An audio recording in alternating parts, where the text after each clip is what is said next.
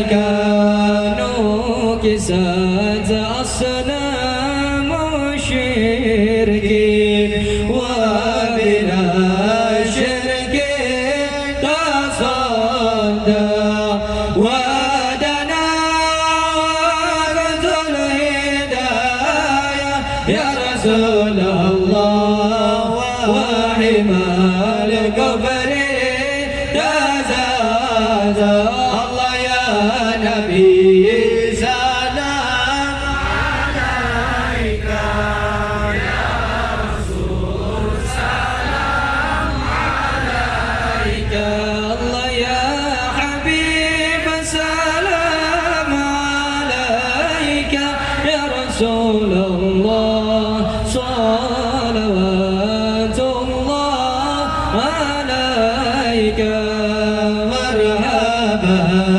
أهلا وسهلا بك يا ذا القدر الأرفع يا إمام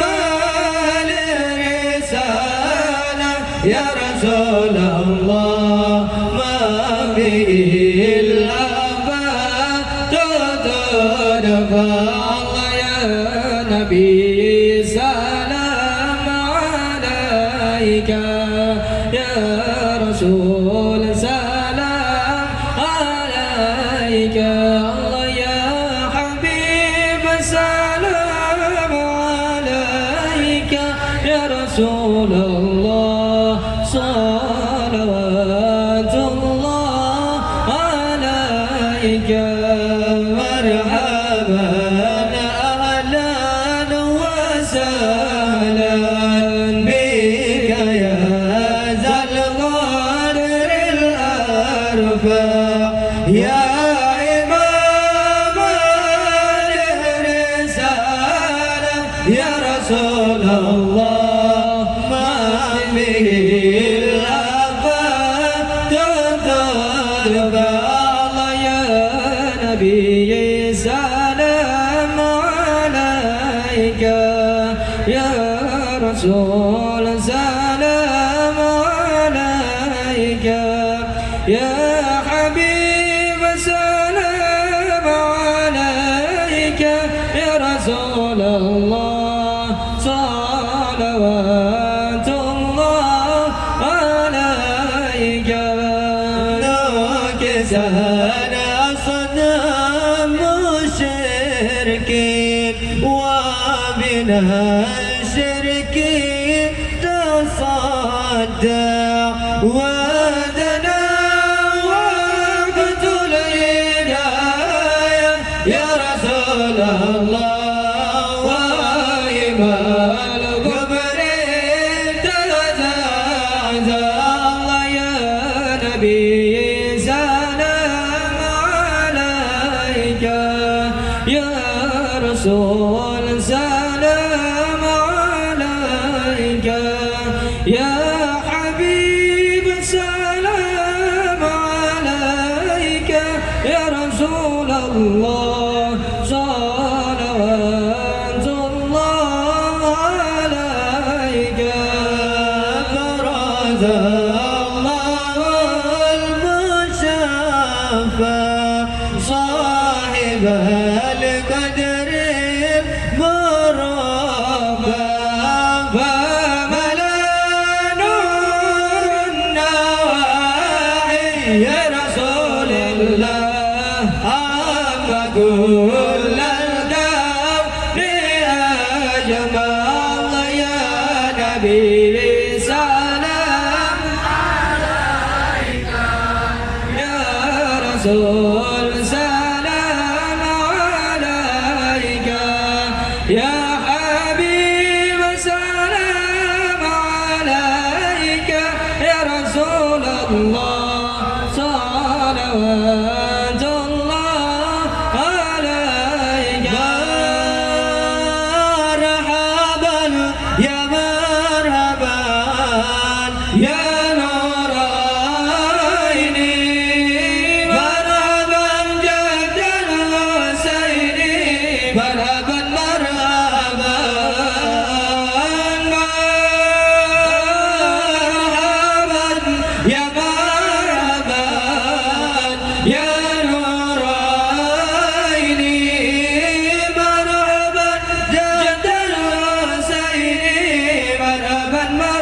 أبان طلع البدر علينا من ثنيات الوداع وجب الشكر علينا ما دعا لله داع طلع البدر علينا من ثنيات الوداع وجب الشكر علينا ما دعا لله داع طلع البدر علينا من ثنيات الوداع وجب الشكر علينا ما دعا لله داع أنت في الحشر ملاذ لك كل الخلق تفزع وينادون ترى ما ودنا من هول الأبطال طلع البدر علينا من ثنيات الوداع وجب الشكر علينا ما دعا لله داع الله طلع البدر علينا من ثنيات الوداع صلوا عليه وجب الشكر علينا ما دعا لله داع فلها أنت فتسجد وتنادى شفعة شفاعة فعليك الله صلى ما بدا النور وشاشا الله طلع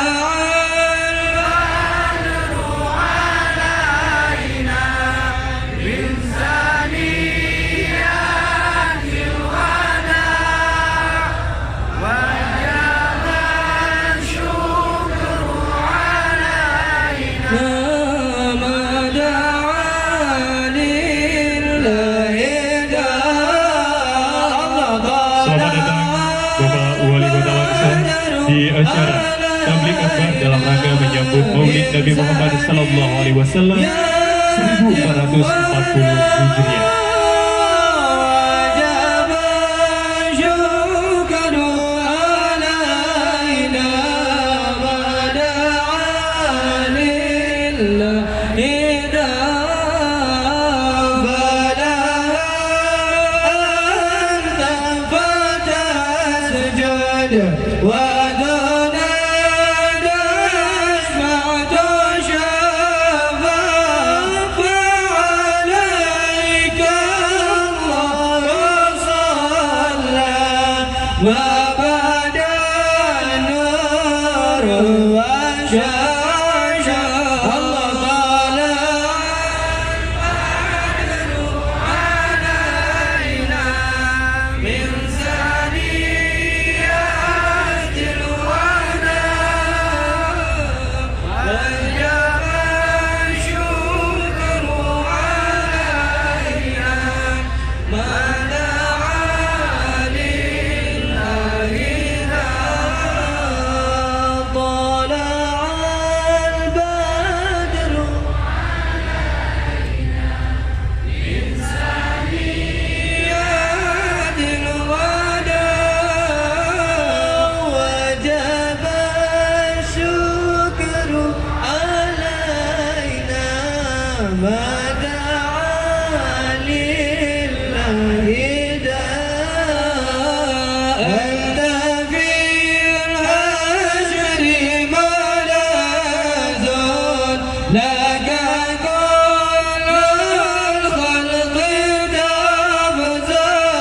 وينادون كرما ودها من هول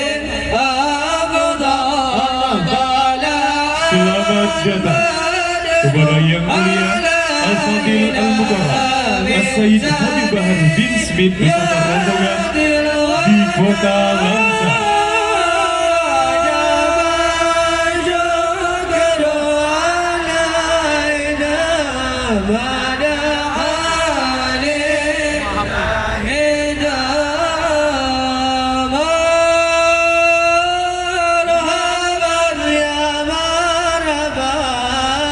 يا نور عيني مرحبا حسيني مرحبا مرحبا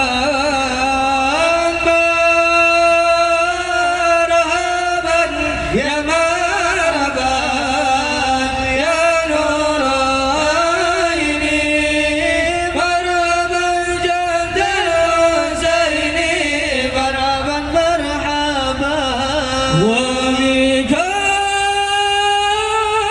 الرحمن لا زال وإلى العرش يسمع يا عظيم المن يا رب شملنا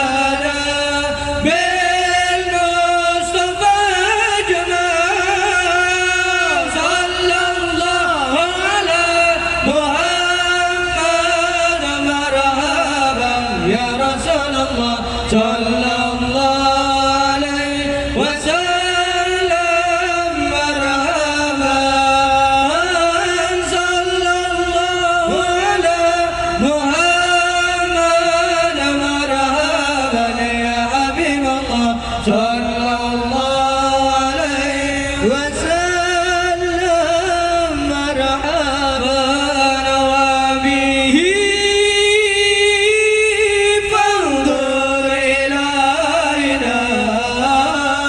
وأعطينا بكل ما طمع وكفينا كل البلايا ودفع الآفات وارفع صلى الله على محمد مرحبا يا رسول الله صلى الله عليه وسلم مرحبا صلى الله على محمد مرحبا يا حبيب الله صلى الله عليه وسلم مرحبا واستغينا يا رب أجزنا يا الله بها يا هضال يا رب يا الله ربي فاغفر لي ذنوبي يا الله ببركة الهادي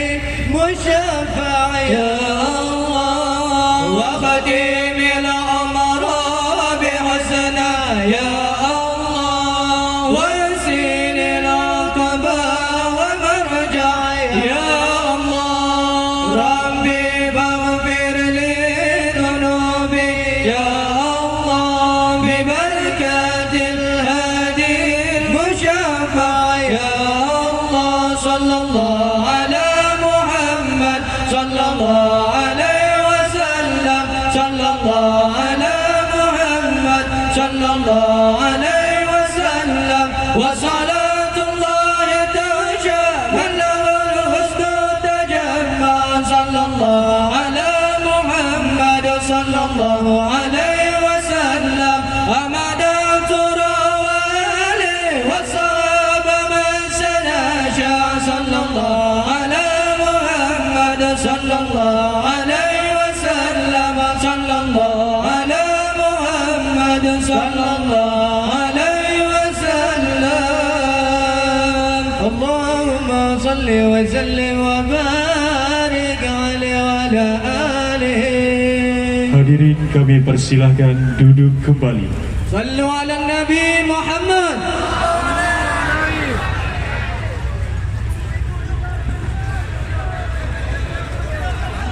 صلوا على النبي محمد.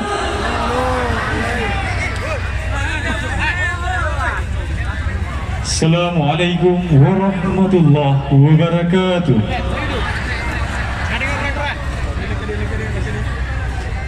Alhamdulillah, alhamdulillahi rabbil alamin. Salatu wassalamu ala asrafil anbiya wal mursalin wa ala alihi wa sahbihi ajma'in. Amma ba'du.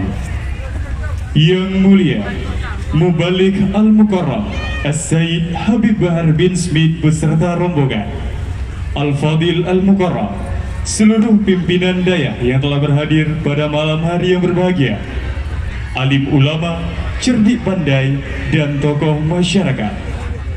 Yang terhormat Bapak Wali Kota Langsa, Forkopimda Kota Langsa, para Ketua Umum 20 Majelis Gabungan Kota Langsa, serta hadirin wal hadirat rahimakumullah. Selamat datang kami ucapkan kepada Al-Mukarram As-Sayyid Habib Bahar bin Smith di Kota Langsa. Selamat datang kami ucapkan kepada seluruh tamu undangan serta hadirin di acara Tablik Akbar dalam rangka menyambut Maulid Nabi Muhammad sallallahu alaihi wasallam 1440 Hijriah. Bapak Wali Kota Langsa yang terhormat, hadirin yang kami muliakan, adapun acara Tablik Akbar dalam rangka menyambut Maulid Nabi Muhammad sallallahu alaihi wasallam pada malam hari ini diselenggarakan oleh 20 majelis gabungan sekota Langsa yang terdiri dari Majelis Az-Zabidi Al-Quds, Detasemen Khusus Anti Teror Ulama Barisan Muda Umat, Majelis As-Sunni Anwar Habib, Al-Maidah, Sirul Mubtadin, Front Pembela Islam atau FPI, BKPRMI, Amsala, Jubah Putih, The Aswaja, Mazka, KGR, KNPI Kota Langsa, Majelis Fardhu Ain, Syifaul Qulub, Himpunan Ulama Dayah, dan Hadat. Acara ini juga didukung penuh oleh pemerintah Kota Langsa serta tokoh masyarakat yang telah menjadi donatur acara pada malam hari yang berbahagia ini.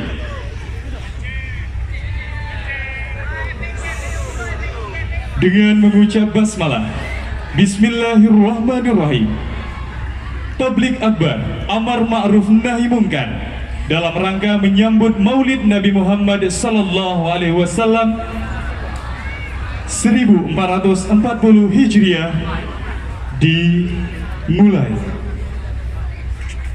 Mengawali acara, lantunan ayat suci Al-Quranul Karim oleh Tengku Syahrul MTA dipersilahkan.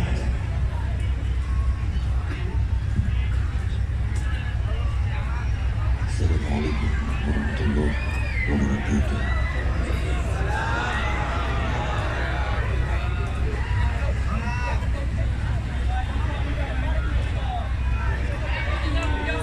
أعوذ بالله من الشيطان الرجيم.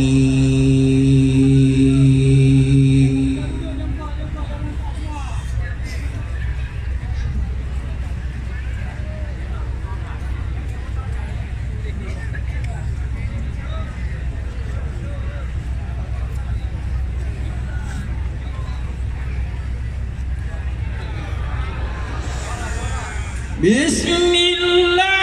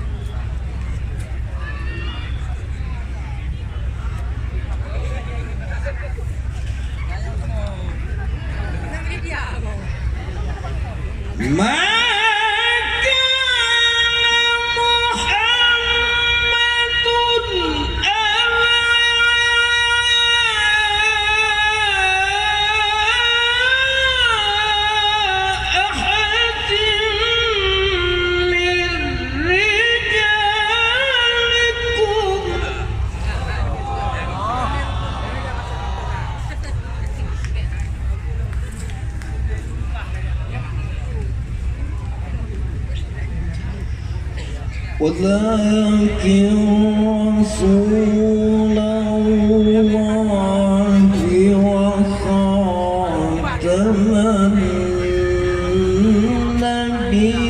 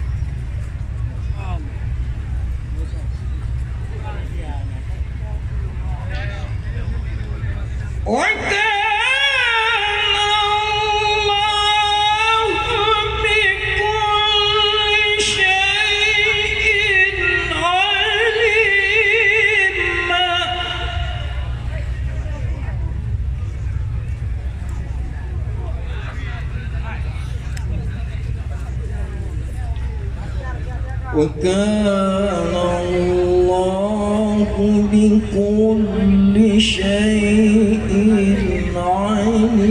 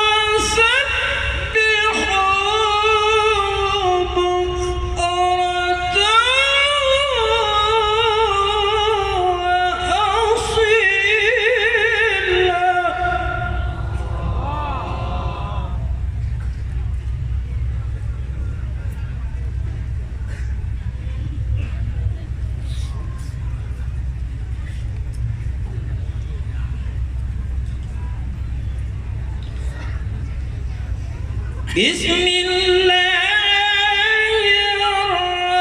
الرحمن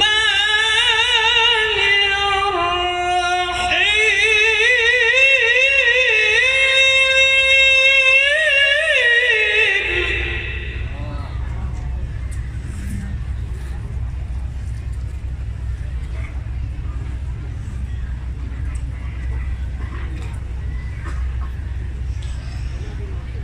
لقد كان لكم في رسول الله أسوة حسنة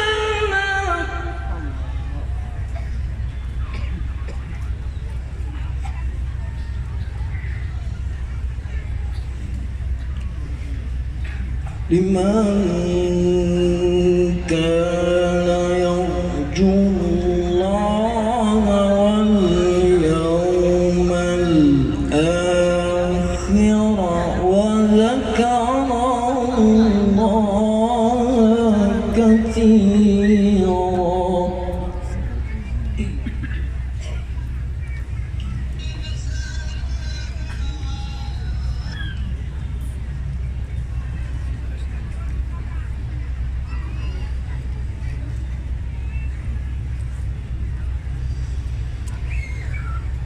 لقد كان لكم في رسول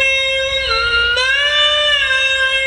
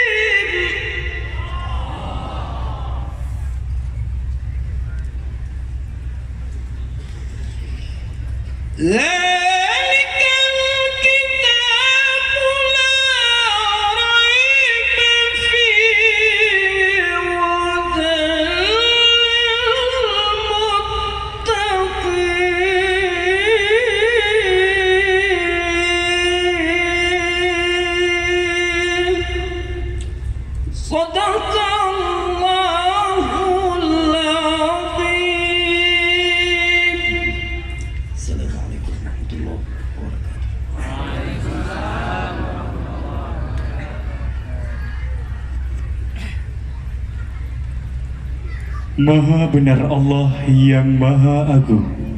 Bapak Wali Kota Langsa yang terhormat, hadirin yang kami muliakan, Tengku Syahrul MTA merupakan Ketua Umum Ikatan Qari Qari'ah Kota Langsa.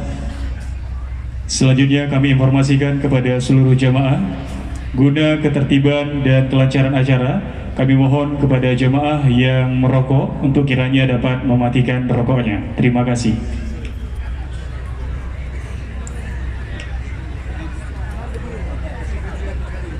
Selanjutnya, sambutan mewakili 20 majelis gabungan yang akan disampaikan oleh Al-Fadil Al-Mukarram Abati Mukhtar Aramia. Kepada Abati, waktu dan tempat dengan hormat kami persilahkan.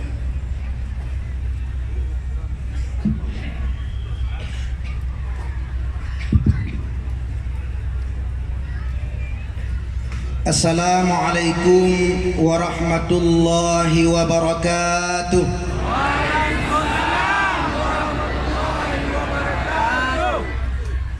Alhamdulillahilladzi amarana bi'ila'i kalimatillahi hiyal uliya. Wassalatu wassalamu ala sayyidina wa maulana Muhammadin khairil wara wa ala alihi wa sahbihi zawil huda wat tuqa. Wa qala Allah ta'ala fi kitabihil karim, a'udzu billahi minasy syaithanir rajim. Bismillahirrahmanirrahim. Wa'tasimu bihablillahi jami'an wa la tafarraqu. Wa qala Rasulullah sallallahu alaihi wasallam, alaikum bil jamaah fa inna yadallahi 'alal jamaah wa inna syaitana dhi'bul insan ya'khudhu syazata wan najata wal qasiyata wal fasata. Sadaqallahul azim wa sadaqa rasuluhul basirun nadhir. Amma ba'du. Segala puji semuanya kembali kepada Allah Subhanahu wa ta'ala yang telah mempertemukan kita pada malam yang berbahagia ini dengan sebuah ikatan iman dan Islam. Selawat beriring salam, mari sama-sama kita doakan kiranya Allah melimpahkan kepada Rasulullah sallallahu alaihi wasallam yang telah membawa manusia dari alam kemusyrikan ke alam ketauhidan, melepaskan belenggu manusia dari menyembah berhala ke alam menyembah Allah Azza wa Jalla. Selawat beriring salam juga mari sama-sama kita sampaikan kepada keluarga dan sahabat beliau sekalian, para tabi'in, para tabi'in, para alim ulama, dengan berkat perjuangan dan kerja keras beliau sehingga kita merasakan nikmat iman dan Islam pada saat yang berbahagia ini. Yang kedua, nikmat tersebut merupakan dua mutiara untuk kita capai kesuksesan di masa depan akhirat. Yang saya muliakan, tamu kita Al-Mukarram Al-Habib Bahar bin Smith, dan juga kepada seluruh rombongan pengiring beliau. Yang saya muliakan Bapak Wali Kota Langsa dan Wakil Wali Kota Langsa, dan juga seluruh kepada Forkopimda Kota Langsa dan para alim ulama yang ada di Kota Langsa dan sekitarnya. Dan yang saya muliakan kepada 20 Ketua Majelis Gabungan Ormas Kota Langsa yang dengan partisipasi semua ormas yang ada di Kota Langsa, sehingga wujudnya acara-acara yang mulia seperti tabligh akbar pada malam yang berbahagia ini. Dan juga umumnya penghormatan kami kepada seluruh para hadirin dan hadirat yang telah berhadir pada tempat yang sangat berbahagia ini guna untuk mengikuti satu upacara tabligh akbar, yaitu dakwah Islamiyah yang akan disampaikan oleh Al-Mukarram Habib Bahar.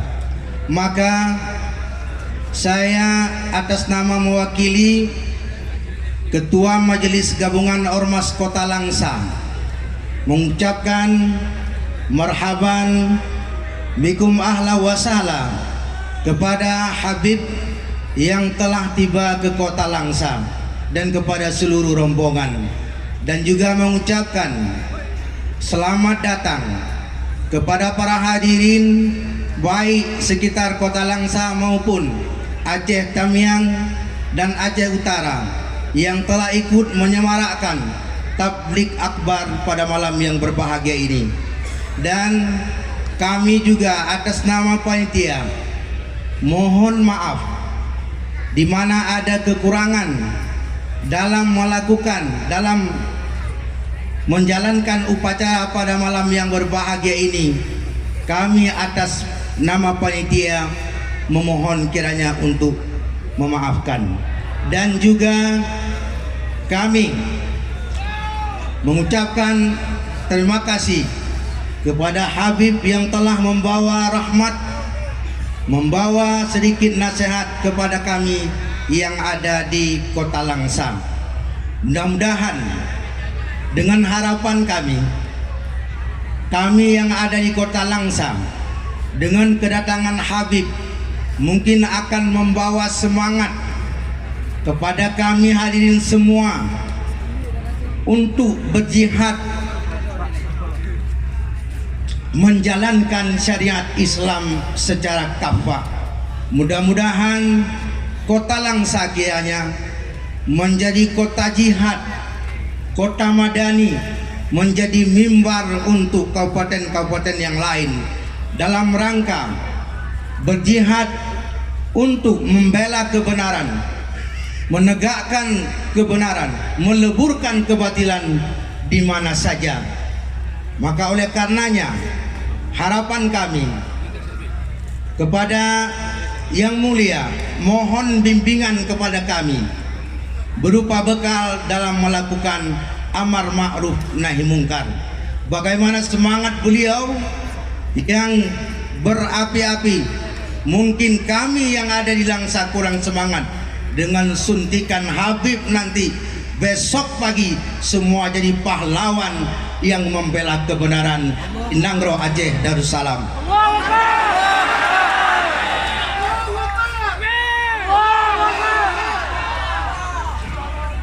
Dan dengan harapan ikatan gabungan Majelis Gabungan Ormas di Kota Langsa bukan hanya persatuan untuk sebuah event, mungkin menjadi sebuah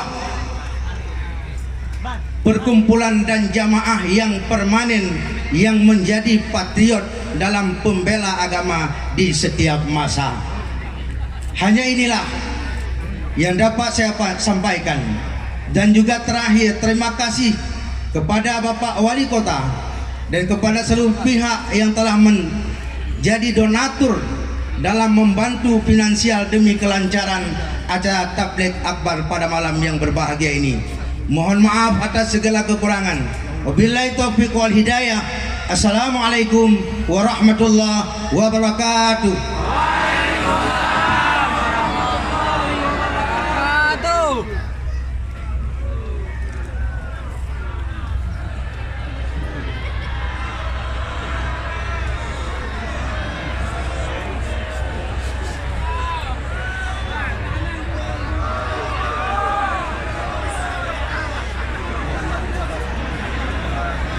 Kami informasikan kepada jemaah yang berada di barisan depan untuk kiranya dapat duduk agar jemaah di barisan belakang dapat melihat kegiatan ataupun acara tabligh akbar pada malam hari yang berbahagia ini.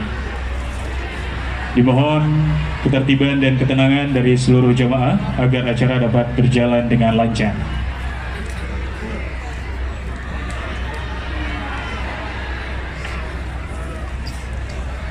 Selanjutnya, penyerahan cenderamata oleh Sekjen Majelis Gabungan Kota Langsa, Tengku Haji Muammar Kausar SOC, kepada Yang Mulia Al-Mukarram Habib Bahar bin Smith. Kepada Bapak Sekjen Majelis Gabungan Kota Langsa dan kepada Yang Mulia Al-Mukarram Habib Bahar bin Smith untuk kiranya dapat melakukan serah terima cenderamata. Baiklah hadirin, telah kita saksikan bersama serah terima cenderamata yang diserahkan oleh Sekjen Majelis Gabungan Kota Langsa kepada Yang Mulia Al-Mukarram Habib Bahar bin Smith. Terima kasih kepada Bapak Sekjen. Dan terima kasih kepada Yang Mulia Al-Mukarram Habib Bahar bin Smith.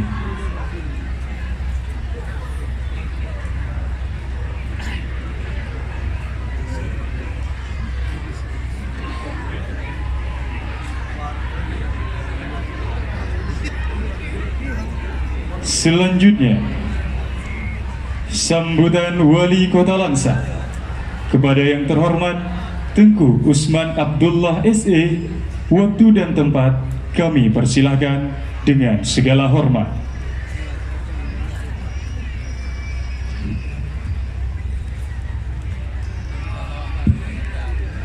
Assalamualaikum warahmatullahi wabarakatuh. Alhamdulillahirabbil alamin. Wa bihi nasta'in wa ala umuri dunya waddin. Allahumma salli wa sallim wa barik ala Sayyidina Muhammadin wa ala alihi wa sahbihi ajma'in.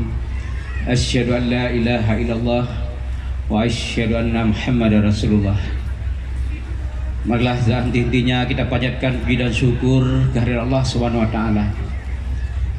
Sampai malam hari ini Allah masih memberikan rahmat, nikmatnya kepada kita semua sehingga kita masih sehat tubuh dan pikiran kita sehingga kita dapat hadir bersama-sama di sini.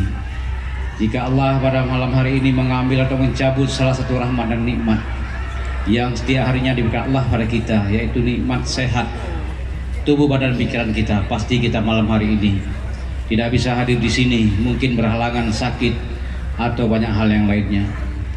Oleh karena begitu banyak rahmat dan nikmat yang setiap harinya diberikan Allah pada kita, sewajarnya lah kita sebagai hambanya mensyukuri atas nikmat tersebut dengan meningkatkan iman dan takwa kepada Allah Subhanahu wa taala. Selawat beriring salam tidak lupa kita sajikan ke pekan alam Rasulullah Muhammad sallallahu alaihi wasallam beserta keluarga dan sahabat sekalian. Betapa kita terhutang dengan baginda Rasulullah, dengan berkat perjuangan dan pengorbanan beliaulah hari ini kita menjadi manusia yang beriman, mengenal Allah, taat dan patuh pada perintah dan larangannya. Semoga kita semuanya selamat iman sampai datang ajal menjemput kita suatu hari kelak.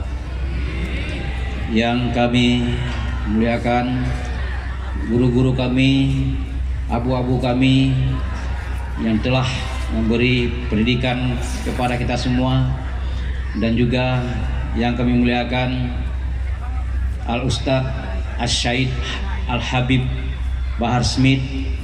Selamat datang Ustadz jauh-jauh dari Jakarta ke kota Langsa kami ini, bisa bertatap muka, silaturahmi, berkumpul semua umat di kota Langsa. Ustadz lihat sendiri bagaimana antusias umat menanti Ustadz untuk hadir di sini. Semoga dengan hadirnya Ustadz di sini akan membawa berkah dan akan meningkatkan iman dan takwa kita kepada Allah Subhanahu wa taala, dan juga memperkuat silaturahmi, persatuan dan kesatuan kita sebagai hamba Allah yang seiman dan seagama. Juga yang saya hormati semua hadirin dan hadirat warga Langsa dan luar Langsa yang berkumpul di lapangan yang berbahagia ini. Dan juga yang saya hormati, lupa tadi, para unsur Forkopimda. Saya hingga lupa menyebutkan unsur Forkopimda karena ramai sekali saya lihat antusias ibu-ibu, bapak-bapak, kaula muda yang hadir di sini untuk menyaksikan Ustadz Bahar Smith menyampaikan tausiahnya. Semoga dengan kedatangan Ustadz pada malam hari ini akan memberi, mohon tenang Bapak sekalian, tenang. Hari ini, malam ini kita mendengar tausiah agama. Saya berharap kita semua bisa khusyuk, ya, bisa benar-benar serius dalam mendengarkan ceramah ini nantinya, agar apa yang disampaikan bermanfaat kepada kita. Jadi kita tidak rugi. Ini menjadi amal ibadah kepada kita semua. Berkumpul di sini mendengar pengajian, ilmu dan lainnya itu menjadi merupakan ibadah. Jadi mohon tenang, ya, supaya nantinya teratur. Ya, semoga dengan ceramah pada malam hari dari Ustadz kita akan membuat dampak yang positif dalam rangka meningkatkan iman dan takwa kepada Allah Subhanahu wa taala, yang pada akhirnya akan mendapat ridha daripada Allah Subhanahu wa taala, dan Allah akan merahmati kita semua, akan meridai kita semua, dan kota Langsa ini kita harapkan akan menjadi kota yang baidatun thayyibatul warabur ghafur nantinya. Selamat datang kepada Ustadz, kami ucapkan sekali lagi, dan mungkin hanya ini yang dapat saya sampaikan. Dan sekali lagi saya berharap kita bukan hanya berkumpul semua di sini, tapi setelah kita pulang nantinya ada hal yang kita bawa, ada hal yang dapat kita menjadi motivasi untuk diri kita dalam kehidupan di dunia ini. Karena kehidupan di dunia ini merupakan perjuangan, tapi lebih berat lagi perjuangan kita nanti di yaumil mahsyar. Kehidupan di dunia ini adalah sebagai tabungan menanam benih yang akan kita petik nantinya setelah kita mati. Jadi semoga nantinya kita semua dapat meresapi apa yang disampaikan menjadi panduan dalam hidup kita untuk berbudaya pada Allah, dan juga tentang hablum minallah dan hablum minan nas. Mungkin hanya ini dapat saya sampaikan. Mohon maaf atas segala kesalahan dan kekurangan. Hadanallahu ajma'in. Wassalamualaikum warahmatullahi wabarakatuh.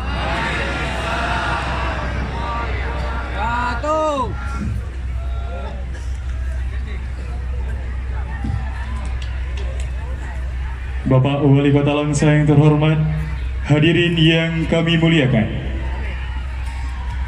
tibalah acara puncak Tabligh Akbar sekaligus dengan doa yang akan disampaikan oleh Al-Fadil Al-Mukarram As-Sayyid Habib Bahar bin Smith.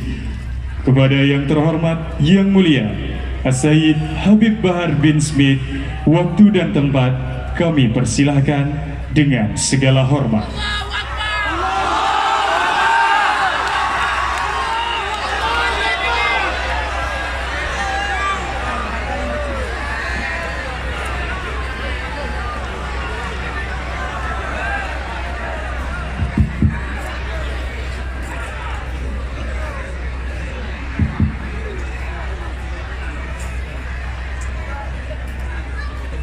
Assalamualaikum warahmatullahi wabarakatuh.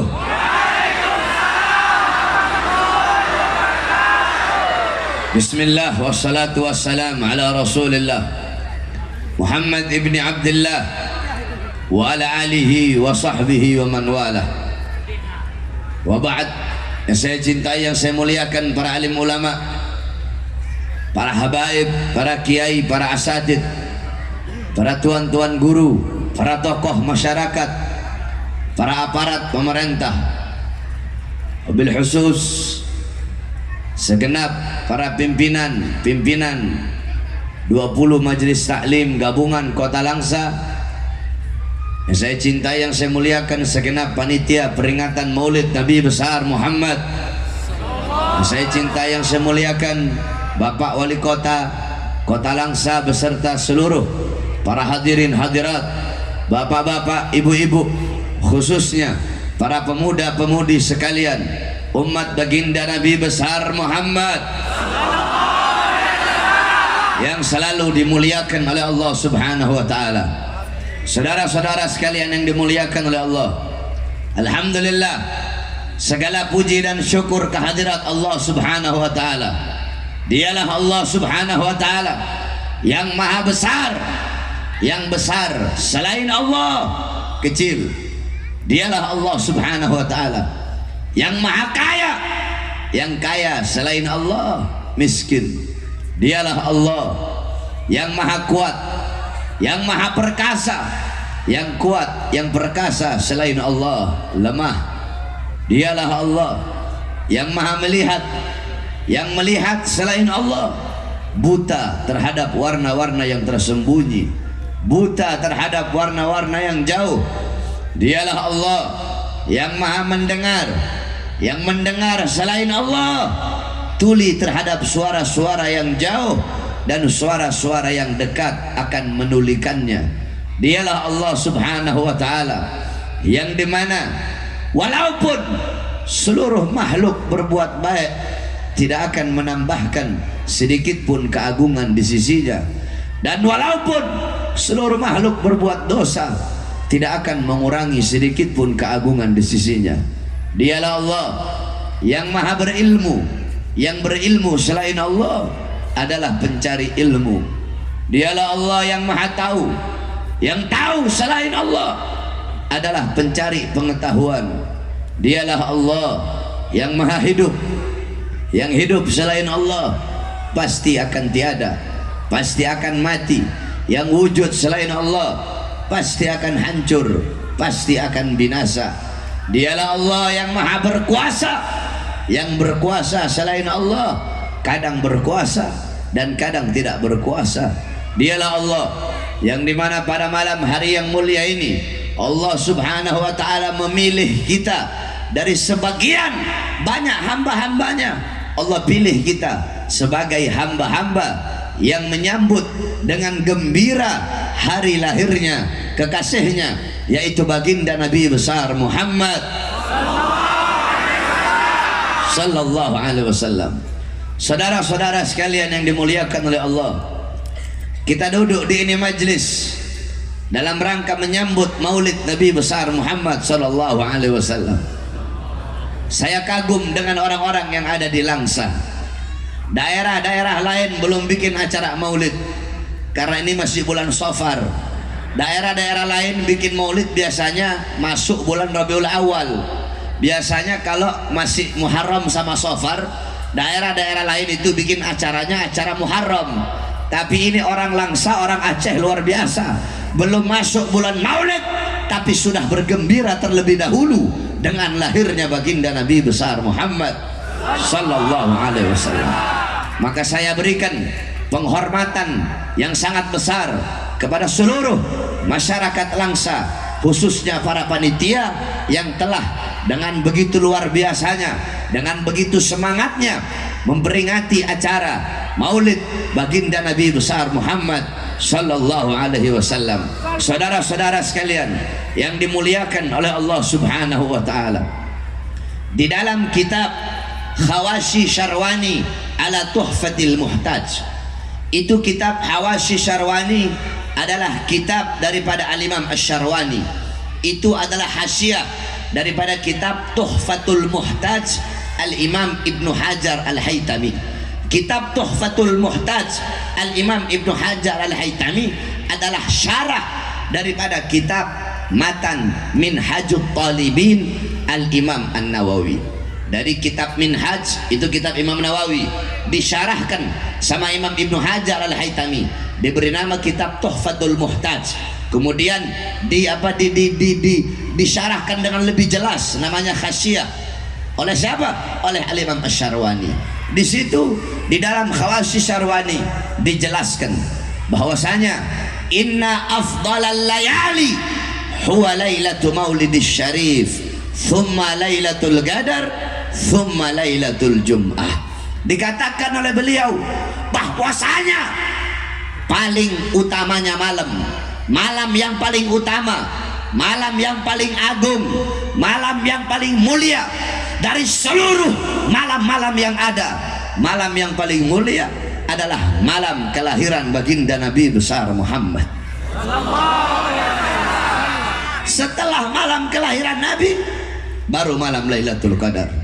Setelah malam Lailatul Qadar baru malam Jumat. Pertanyaannya, kenapa malam lahirnya Nabi lebih utama daripada Lailatul Qadar? Padahal Lailatul Qadar malam turunnya malaikat, malam turunnya Al-Quran, malam yang lebih utama dari 1000 bulan. Tapi kenapa malam kelahiran Nabi lebih mulia daripada Lailatul Qadar? Al-Imam Al-Qastallani radhiyallahu anhu dalam kitabnya Al-Mawahib Al-Laduniyah beliau berkata, malam Maulid lebih utama daripada Lailatul Qadar karena 3 perkara. Apa 3 perkara itu? Yang pertama, malam Lailatul Qadar adalah malam turunnya malaikat, sedangkan malam Maulid adalah malam lahirnya, malam turunnya Nabi Muhammad sallallahu alaihi wasallam. Yang kedua, malam Lailatul Qadar adalah anugerah yang Allah berikan kepada Nabi Muhammad, sedangkan malam Maulid adalah malam lahirnya seseorang yang diberikan anugerah tersebut. Berarti kalau bukan karena lahirnya Nabi, tidak akan ada Lailatul Qadar. Yang ketiga, Lailatul Qadar adalah karunia dan rahmat Allah bagi umat Nabi Muhammad saja, bukan untuk umat-umat yang lain. Sedangkan lahirnya Nabi itu adalah rahmat Allah, karunia Allah, bukan hanya untuk umat Nabi saja, tetapi untuk seluruh alam semesta. Makanya malam Maulid lebih utama daripada Lailatul Qadar. Sebagaimana Abuya Al-Imam Sayyid Al-Habib Muhammad bin Alwi Al-Maliki Al-Hasani rahimahullah, beliau pernah menukil perkataan daripada Al-Imam As-Sayyid Muhammad Amin Qutbi. As-Sayyid Muhammad Amin Qutbi beliau berkata, ya Lailatul Itsnin madha safahat, wahai malam Senin, apa yang telah menyapamu? Wahai malam Senin, apa yang telah menyapamu? Kau begitu mulia, kau begitu agung, kau begitu wangi, kau begitu sempurna. Wahai malam Senin, apa yang telah menyapamu sehingga kau menjadi mulia, menjadi agung, menjadi sempurna?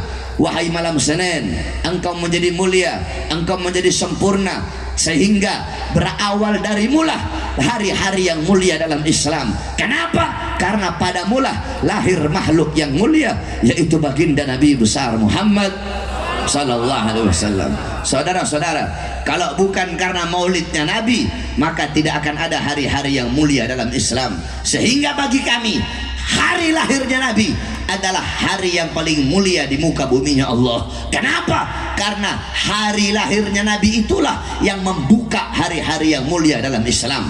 Kalau bukan karena maulidnya Nabi, tidak akan ada Lailatul Qadar, tidak akan ada Fathul Makkah, tidak akan ada Ramadan, tidak akan ada Idul Fitri, tidak akan ada Idul Adha, tidak akan ada Al-Quran, tidak akan ada Islam, tidak akan ada iman, tidak akan ada apa-apa kalau bukan diawali daripada hari lahirnya baginda Nabi besar Muhammad sallallahu alaihi wasallam. Makanya dalam Al-Quran Allah Subhanahu wa taala berfirman, "Qul bi fadlillah wa bi rahmati fabidzalika falyafrahu." Katakanlah, dengan karunia Allah, dengan anugerah Allah, dan dengan rahmat Allah, maka dengan karunia, dengan anugerah, dengan rahmat tersebut falyafrahu, hendaklah mereka bergembira. Pertanyaannya, apa karunia Allah?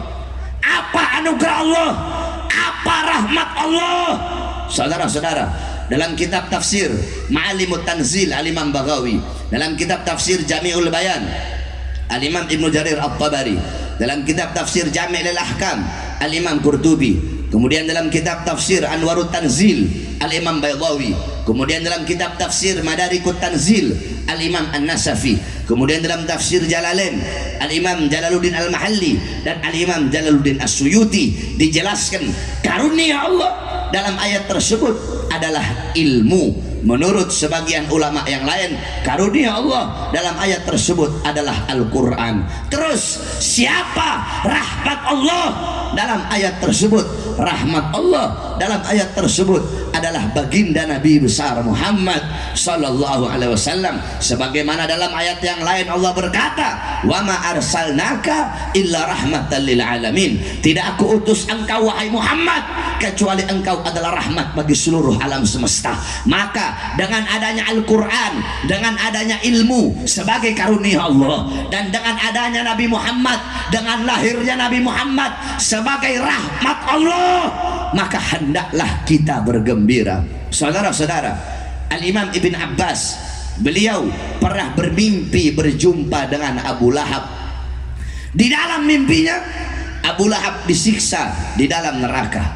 Akan tetapi setiap hari Senin dari selah-selah jari Abu Lahab itu keluar air sehingga dia bisa minum dari air tersebut.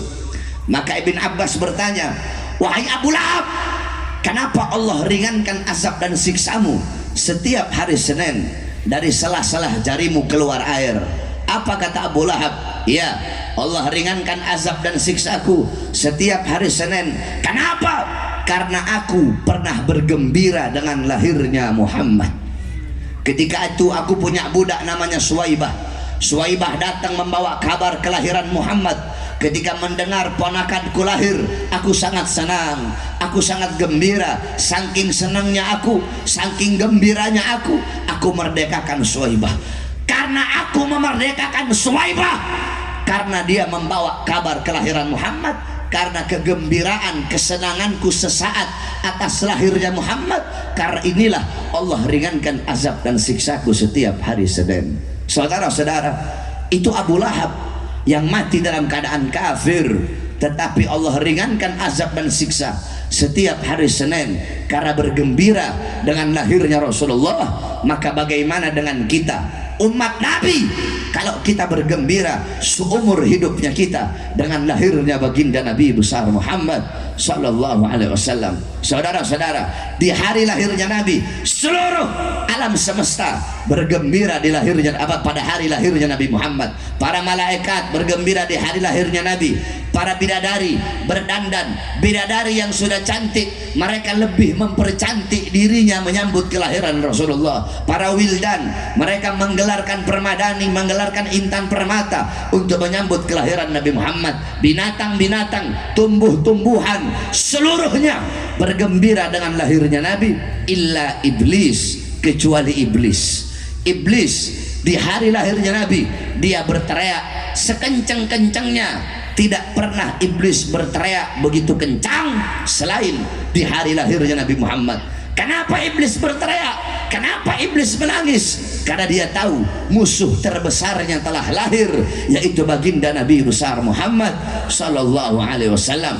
Oleh karenanya, saudara-saudara sekalian yang dimuliakan oleh Allah, kita duduk pada malam hari yang mulia ini bergembira dengan lahirnya Nabi. Tadi dibacakan Maulid Nabi Muhammad. Inti daripada Maulid yaitu diceritakan sejarah Nabi Muhammad.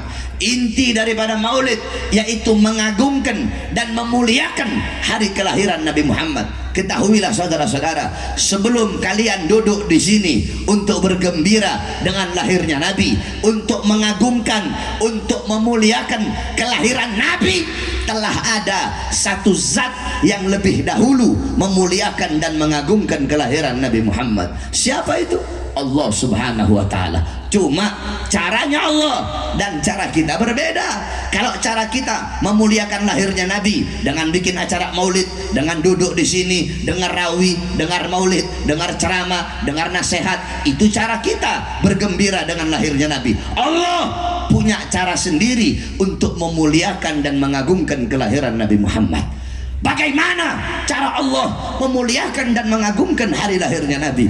Yang pertama, saudara-saudara, di hari lahirnya Nabi, bahwasanya ketika itu Raja Habasyah datang ke Makkah, yakni lihadmil Ka'bah, untuk menghancurkan Ka'bah. Fa'ahlakallahul jaysh, kemudian Allah hancurkan pasukan gajah yang ingin menyerang Makkah. Ketika itu Raja Abraha, dia datang bawa pasukan gajah yang banyak untuk menghancurkan Ka'bah. Kemudian Allah mengutus burung ababil yang berasal dari neraka. Satu ekor burung membawa 3 buah batu. Satu batu ditaruh di mulutnya, satu batu di kaki kanannya, satu batu di kaki kirinya. Itu burung lemparkan itu batu, jatuh di tentara pasukan gajah, tembus sampai ke kaki, saudara-saudara. Allah hancurkan, Allah binasakan pasukan gajah pada hari lahirnya Nabi. Kenapa? Ikraman, untuk memuliakan dan mengagungkan kelahiran Nabi besar Muhammad sallallahu alaihi wasallam. Di hari lahirnya Nabi, kerajaan Romawi Allah hancurkan. Kenapa Allah hancurkan di hari lahirnya Nabi? Padahal bisa saja Allah hancurkan sebelum Nabi lahir atau sesudah Nabi lahir. Tapi kenapa di hari lahirnya Nabi? Takriman, ta'ziman li maulidir Rasul sallallahu alaihi wasallam, untuk memuliakan dan mengagungkan hari lahirnya baginda Nabi besar Muhammad sallallahu alaihi wasallam. Di hari lahirnya Nabi, api Majusi yang selama ribuan tahun tidak pernah padam, Allah padamkan di hari lahirnya Nabi. Kenapa kok di hari lahirnya Nabi? Padahal bisa saja, tidak mustahil bagi Allah kalau Allah mau padamkan sebelum Nabi lahir atau sesudah Nabi lahir. Tapi kenapa Allah padamkan di hari lahirnya Nabi? Takriman, ta'ziman, untuk memuliakan, untuk mengagungkan hari kelahiran baginda Nabi besar Muhammad sallallahu alaihi wasallam. Sumur-sumur yang kering memancarkan airnya di hari lahirnya Nabi. Pohon-pohon yang kering, pohon-pohon yang tandus berbuah kembali. Pohon kurma yang kering berbuah di hari lahirnya Nabi. Kenapa kok di hari lahirnya Nabi? Kenapa tidak di hari-hari yang lain? Untuk memuliakan dan mengagungkan kelahiran baginda Nabi besar Muhammad sallallahu alaihi wasallam. Di hari lahirnya Nabi, Allah subhanahu wa ta'ala memerintahkan para malaikat untuk menjaga pintu langit. Kenapa? Karena sebelum di hari lahirnya Nabi itu syaitan, jin, iblis, dia pergi ke langit untuk mencuri berita-berita gaib, kemudian dia berikan kepada para dukun-dukun. Di hari lahirnya Nabi, pintu langit Allah suruh malaikat jaga dengan membawa panah yang terbuat dari api, sehingga kalau ada setan, iblis, jin mau curi berita langit, dipanah sehingga mereka terbakar. Kenapa kok di hari lahirnya Nabi? Kenapa bukan di hari-hari yang lain? Untuk memuliakan dan mengagungkan kelahiran baginda Nabi besar Muhammad sallallahu alaihi wasallam. Nah, saudara-saudara, Allah saja memuliakan kelahirannya Nabi. Allah saja bergembira dengan lahirnya Nabi. Kita siapa kok tidak mau memuliakan, tidak mau mengagungkan kelahiran baginda Nabi besar Muhammad sallallahu alaihi wasallam? Bahkan banyak orang-orang bertanya, ngapain sih itu bikin-bikin acara maulid? Ngapain bikin-bikin acara maulid? Kalau ada orang yang bertanya, ngapain bikin acara maulid? Seakan-akan itu orang bertanya, ngapain kamu bergembira dengan lahirnya Nabi Muhammad sallallahu alaihi wasallam? Karena orang yang merayakan maulid adalah orang yang mengungkapkan kegembiraannya dengan lahirnya Nabi. Jadi kalau ada orang yang bertanya, ngapain bikin maulid? Ngapain merayakan maulid? Sama seperti dia bertanya, ngapain bergembira dengan lahirnya Nabi Muhammad sallallahu alaihi wasallam? Tidak pantas perkataan seperti itu keluar dari lisan seseorang yang mengaku sebagai umat baginda Nabi besar Muhammad sallallahu alaihi wasallam. Di dalam acara maulid diceritakan sejarah Nabi Muhammad. Tadi baca maulid yang dibaca itu, maulid itu adalah kisahnya Nabi, diceritakan, dibacakan agar kita tahu bagaimana sejarahnya Nabi Muhammad. Nah, sebelum kita duduk di sini untuk mendengar cerita Nabi Muhammad, ketahuilah Allah sudah lebih dahulu menceritakan tentang Nabi Muhammad kepada nur para nabi dan nur para rasul. Apa dalilnya? An Jabir ibn Abdullah Al-Ansari radhiyallahu anhu magal, qultu ya Rasulullah, bi abi wa ummi akhbirni an awali syai'in khalaqahu Allah qabla al-asya. Qala ya Jabir khalaqallahu qabla al-asya nura nabiyyika Muhammadin sallallahu alaihi wasallam min nurih. Dari Jabir bin Abdullah al-Ansar, beliau bertanya kepada Rasulullah, ya Rasulullah, demi ayahku, demi ibuku, akhbirni, beritahu aku ya Rasulullah, sebelum Allah ciptakan apa-apa, siapa makhluk yang pertama kali diciptakan oleh Allah subhanahu wa ta'ala? Kemudian Nabi Muhammad menjawab, ya Jabir, innallaha khalaqa qabla al-asya. Wahai Jabir, sesungguhnya Allah telah menciptakan satu makhluk sebelum Allah ciptakan apa-apa. Belum ada sorga, belum ada neraka, belum ada langit, belum ada bumi, belum ada manusia, belum ada jin, belum ada syaitan, belum ada malaikat, belum ada khilman, belum ada wildan, belum ada lauhil mahfud, belum ada apa-apa. Yang ada hanya Allah subhanahu wa ta'ala. Siapa makhluk yang pertama kali diciptakan oleh Allah? Nura nabiyyika Muhammadin, cahaya kekasihmu, cahaya nabimu, yaitu cahaya baginda Nabi besar Muhammad. Khalaqa min nurih, yang Allah ciptakan dari cahaya Allah subhanahu wa ta'ala. Makhluk yang pertama kali diciptakan oleh Allah adalah cahaya Nabi Muhammad. Setelah Allah ciptakan cahaya Nabi, baru Allah ciptakan cahaya para Nabi dan Rasul yang lain. Allah ciptakan cahaya Nabi Adam, cahaya Nabi Nuh, Nabi Syed, cahaya Nabi Adam, Nabi Syed, Nabi Allah Nuh, Nabi Idris, Nabi seluruh para Nabi. Setelah Allah ciptakan cahaya para Nabi, Allah jejerkan cahaya para Nabi dan cahaya para Rasul. Setelah Allah jejerkan, Allah suruh mereka berbaris. Kemudian Allah perintahkan cahaya Nabi Muhammad untuk lewat di atas cahaya para Nabi dan cahaya para Rasul. Ketika cahaya Nabi Muhammad lewat, tiba-tiba mereka, cahaya para Nabi dan cahaya para Rasul bertanya, ya Allah, cahaya siapa yang barusan itu lewat? Kenapa cahayanya begitu terang? Cahayanya menyilaukan pandangan mata kami. Apa kata Allah? Hadza nur habibi Ahmad ismuhu fis sama, Muhammad ismuhu fil ard, huwa akhirul anbiya wa imamur rasul, ahlaquhul Quran. Kata Allah, ini adalah cahaya kekasihku. Ahmad namanya di langit, Muhammad namanya di bumi. Dia adalah akhir para nabi, dia pemimpin para rasul, akhlaknya adalah Quran. Allah menceritakan kisah Nabi Muhammad. Allah menceritakan siapa itu Nabi Muhammad di hadapan cahaya para nabi dan cahaya para rasul. Jadi sebelum kita duduk di sini untuk mendengarkan kisah Nabi Muhammad, cahaya para nabi dan cahaya para rasul telah lebih dahulu mendengar siapa itu Nabi Muhammad, dan tidak ada yang lebih baik bercerita dan berkata selain daripada Allah subhanahu wa ta'ala. Allah ceritakan kepada mereka siapa itu baginda Nabi besar Muhammad. Makanya jangan heran kenapa para nabi, para rasul, mereka itu sudah tahu, mereka telah mengenal siapa Nabi Muhammad. Walaupun sebelum Nabi Muhammad diutus, mereka sudah mengenal siapa itu Nabi Muhammad SAW. Makanya kata Nabi apa? Ana awwaluhum fil khalaq wa akhirahum fil ba'ts. Aku adalah yang pertama kali dalam penciptaan dan aku yang terakhir kali dalam pengutusan. Para nabi, para rasul, mereka semua telah mengenal siapa Nabi Muhammad SAW. Contoh Nabi Adam alaihissalam. Nabi Adam Allah turunkan di India. Siti Hawa Allah turunkan di Jeddah. Iblis Allah turunkan di Basrah. Nabi Adam Allah turunkan di India, di bawah kaki gunung Himalaya. Selama ratusan tahun Nabi Adam bertaubat kepada Allah, belum Allah terima taubatnya.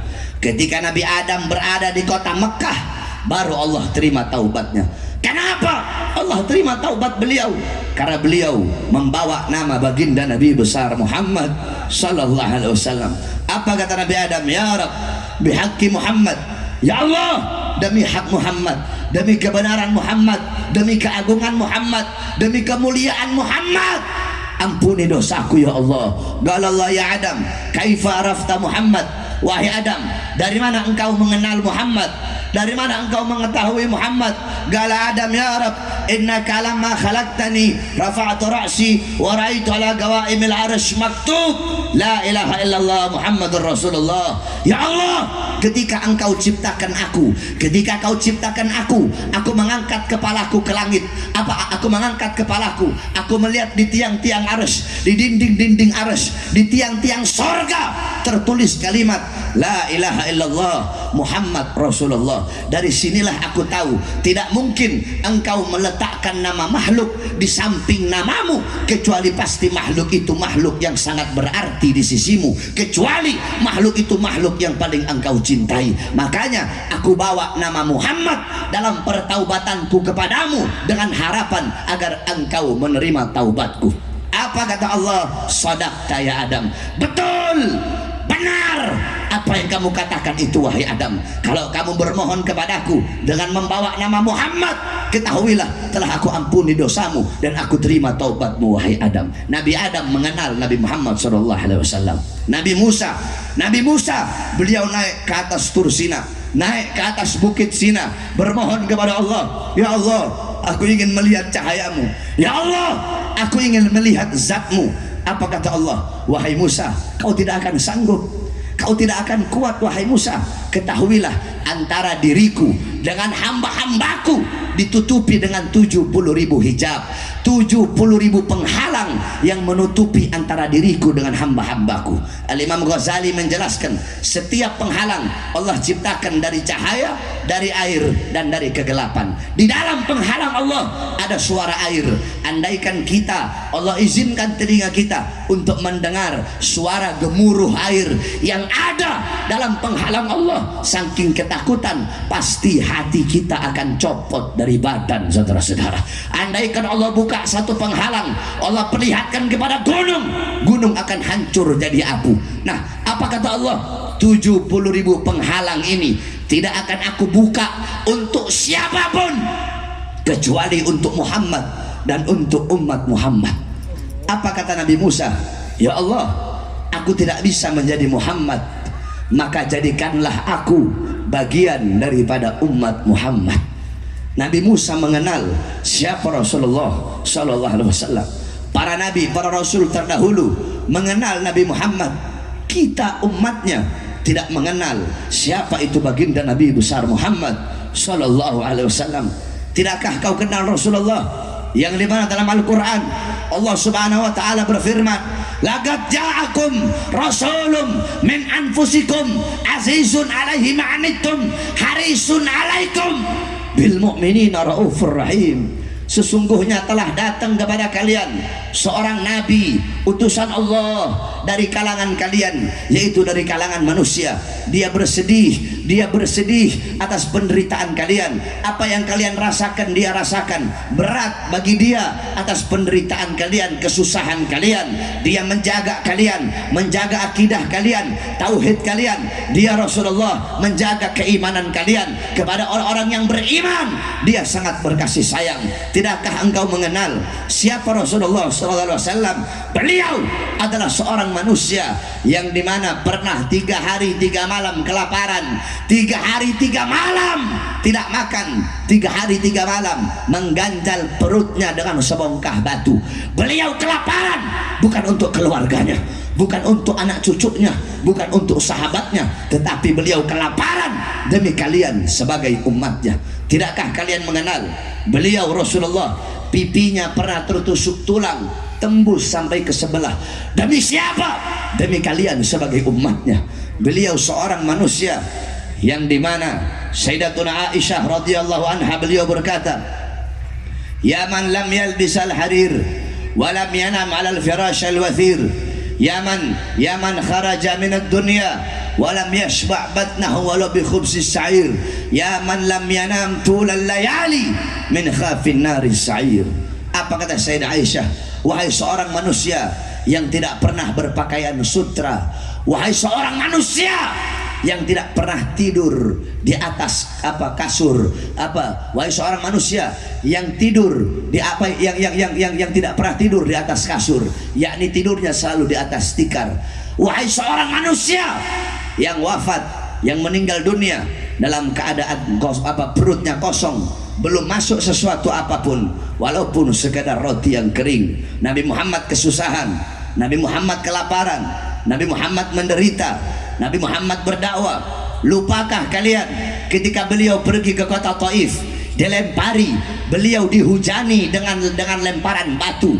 Ketika darah beliau akan menetes, beliau tampung darah tersebut agar tidak jatuh di atas tanah Taif. Sahabat berkata, ya Rasulullah, kenapa kau tampung darahmu ya Rasulullah? Apa kata Rasulullah? Andaikan darahku jatuh di atas tanah Taif, maka penduduk Taif akan ditenggelamkan oleh buminya Allah Subhanahu wa taala, sedangkan mereka adalah umatku. Tidakkah kalian tahu bagaimana kecintaan Nabi Muhammad kepada kalian?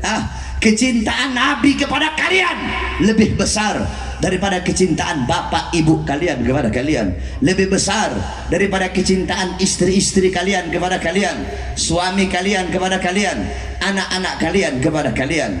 Nabi Muhammad SAW yang dimana dijelaskan bahwasanya Sayyidina Ali bin Abi Thalib radhiyallahu an, inna Rasulullah SAW fi akhir nafsi harragat syafataihi marrataini fa'algaitu sam'i fasami'tuhu yaqul ummati ummati ummati faqubida Rasul sallallahu alaihi wasallam. Apa kata Sayyidina Ali bin Abi Thalib? Nabi Muhammad di akhir hayatnya, aku melihat bibir beliau bergerak dengan 2 kali gerakan. Kemudian aku dekatkan telingaku, aku mendengar beliau berkata, ummati umatku, ummati umatku, umatku. Kemudian meninggal Nabi Muhammad SAW. Ketika itu Allah berkata kepada Jibril, wahai Jibril, turunlah engkau, sampaikan kepada Muhammad, apakah Muhammad memilih dunia atau memilih aku? Kalau dia memilih dunia, sampaikan kepadanya, akan aku panjangkan umurnya. Tapi kalau dia memilih aku, sampaikan kepadanya, hari ini akan datang kematiannya. Turun Jibril alaihissalam. Ketika itu Rasulullah berada di atas kasur, sedang dalam keadaan sakit di rumah Sayyidatuna Aisyah. Apa kata Jibril? Ya Rasulullah, Tuhanmu memberikan kepadamu 2 pilihan. Apakah kau akan memilih dunia atau memilih Allah Subhanahu wa taala? Apa kata Jibril? Apa kata Nabi? Apa jawabnya Nabi? Tentu aku lebih memilih Allah Subhanahu wa taala. Sampaikan kepada Tuhanku, aku lebih memilih Allah daripada dunia, karena dunia bukanlah tempatku. Tempatku ketika ruhku berpindah kepada Allah, maka itu adalah tempatku yang sebenarnya. Maka Jibril membawa pesan Nabi Muhammad. Allah berkata kepada Israel, wahai Israel, turunlah engkau dengan perintahku, pasanglah sebaik-baiknya wajah, pasanglah sebaik-baiknya senyuman. Engkau turun, engkau akan mencabut nyawa makhluk yang paling mulia. Engkau izin dulu kepadanya, mau tidak dia dicabut nyawanya? Kalau dia mau, kau cabut. Kalau dia tidak mau, maka jangan kau cabut, kembalilah engkau kepadaku. Turun malaikat Israel dengan perintah Allah. Di Israel tidak langsung masuk rumah Rasulullah, dia ketuk pintu Nabi Muhammad. Assalamualaikum ya Rasulullah. Pintu rumah dibuka oleh Sayyidatuna Fatimah. Fatimah berkata, siapa engkau? Tidakkah kau melihat ayahku sedang terbaring sakit? Israel menjawab, aku yang memisahkan anak dengan orang tua, aku yang memisahkan orang tua dengan anak, aku yang memisahkan suami dengan istri, aku yang memisahkan istri dengan suami, aku yang menjadikan anak-anak menjadi yatim, aku yang menjadikan istri-istri yang menjadi janda, aku yang meramaikan kuburan, aku pemisah antara dunia dan akhirat, dan aku diutus oleh Tuhanku kemari untuk mencabut nyawa sebaik-baiknya makhluk, yaitu Muhammad Rasulullah SAW. Ketika Sayyidah Fatimah mendengar kalau di depannya adalah Israel, dia langsung kembali ke pangkuan ayahnya. Dia menangis, dia berkata, wahai ayah, Israel berada di depan, ingin mencabut nyawamu wahai ayah. Apa kata Rasulullah? Jangan kau bersedih wahai Fatimah, karena engkau adalah manusia yang pertama kali akan menyusulku setelah kematianku. Datanglah Israel. Ketika Israel datang, ditemani oleh Jibril. Ketika akan dicabut oleh Israel, Nabi Muhammad berkata, ya Khalili Jibril, wahai kekasihku Jibril, aku belum puas meninggalkan umatku kalau Allah belum memberikan jaminan kepada umatku. Pergi Jibril menghadap Allah. Ya Allah, kekasihmu belum puas, kekasihmu minta jaminan untuk umatnya. Apa kata Allah? Fa'auhallahu ta'ala ala Jibril, basyirhu ya Jibril, innal jannah muharramatun alal umam qabla an tadkhuluha ummatuh. Wahai Jibril, sampaikan kepada Muhammad, jaminan dariku, sorga aku haramkan untuk dimasuki oleh siapapun sebelum sorga dimasuki oleh umat Muhammad. Ini jaminan dariku. Nabi Muhammad pada saat detik terakhir nafasnya tidak memikirkan nasibnya. Yang beliau fikirkan nasib kalian sebagai umatnya. Akhirnya dicabutlah nyawa makhluk yang mulia tersebut. Dicabut nyawa Rasulullah. Ketika nyawa tersebut sampai di betis, Nabi berkata, apakah seperti ini rasa sakit sakratul maut? Kemudian Allah Subhanahu wa ta'ala memerintahkan kepada seluruh malaikat yang ada di langit untuk turun ke bumi untuk menyampaikan kepada Rasulullah bahwasanya telah diangkat kesusahan-kesusahannya ketika sakratul maut, dan disampaikan kepada Muhammad bahwasanya sakratul maut itu lebih sakit daripada ditancapkan ribuan pedang. Kemudian Nabi Muhammad berkata, apakah rasa sakit seperti ini juga yang nanti akan dialami oleh umatku ketika sakratul maut? Apa jawab Israel? Iya ya Rasulullah, rasa sakit seperti ini, bahkan lebih sakit dari ini ya Rasulullah. Nabi Muhammad mengusap pipinya, ada air sebuah cawan di samping, beliau letakkan tangannya di cawan yang berisi air itu, kemudian beliau usapkan itu air di muka beliau. Kemudian beliau mengangkat tangan. Doa terakhirnya Nabi Muhammad SAW, doa yang menutupi kepergian Rasulullah SAW. Apa doa beliau? Allahumma khaffif ala ummati fi sakratil maut, Allahumma khaffif ala ummati fi sakratil maut wa thaqqil alayya. Ya Allah, ya Rabb, ringankanlah, permudahkanlah sakratul maut umatku dan beratkanlah untukku. Ya Allah, ya Rabb, aku menanggung sakratul maut umatku. Berikan rasa sakit mereka, berikan beban penderitaan sakratul maut umatku ya Allah. Umatku tidak akan kuat, umatku tidak akan sanggup. Biar aku nabi mereka, aku pemimpin mereka, aku penanggung jawab mereka. Biar aku menanggung seluruh rasa sakit sakratul maut umatku ya Allah. Jangan kau berikan rasa sakit sakratul maut kepada umatku ya Allah. Apa yang telah kau berikan untuk Rasulullah? Apa yang telah kau korbankan untuk Nabi Muhammad? Nabi Muhammad berjuang mati-matian, pagi, siang, sore, malam berdakwah, berdarah. Demi siapa? Demi kalian. Agar apa? Agar iman sampai, agar Islam sampai, agar takwa sampai, agar syariat Islam sampai, agar masjid sampai, agar ulama sampai, agar Al-Quran sampai, agar ilmu, amal, adab, warok sampai, ikhlas sampai, takwa sampai, amar ma'ruf sampai, jihad sampai, nahi mungkar sampai kepada kalian. Itu semua berkat perjuangan Rasulullah.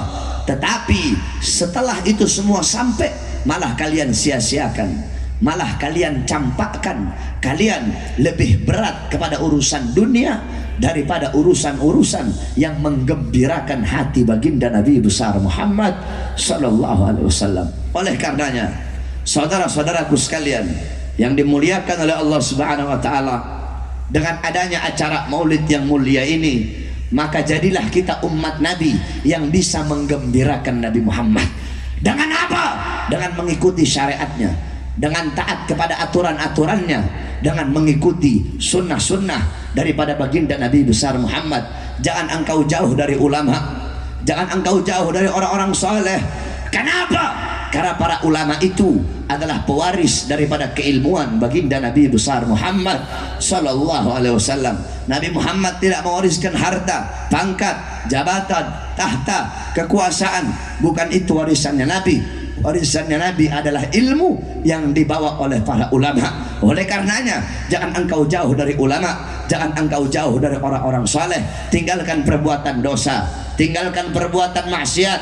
Tuba liman kana tarkud dunya qabla an taraktah wa bana gabrahu qabla an yadkhulah wa arda rabbahu qabla an yalqah. Sungguh beruntung, sungguh berbahagia bagi orang-orang yang meninggalkan dunia sebelum dunia yang meninggalkannya. Apa maksudnya meninggalkan dunia? Tinggalkan perbuatan dosa, tinggalkan perbuatan maksiat, tinggalkan perbuatan-perbuatan yang dilarang oleh Allah Subhanahu wa taala.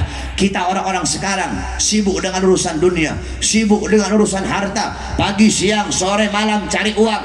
Pagi, siang, sore, malam cari harta. Pagi, siang, sore, malam melayani dunia.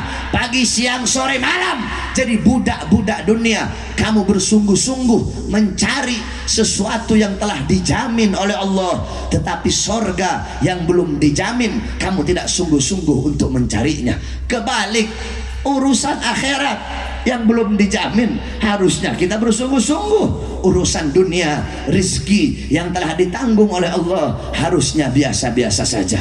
Oleh karenanya, tinggalkan dunia sebelum apa? Sebelum dunia yang meninggalkan kita. Maksudnya apa? Sebelum mati, saudara-saudara.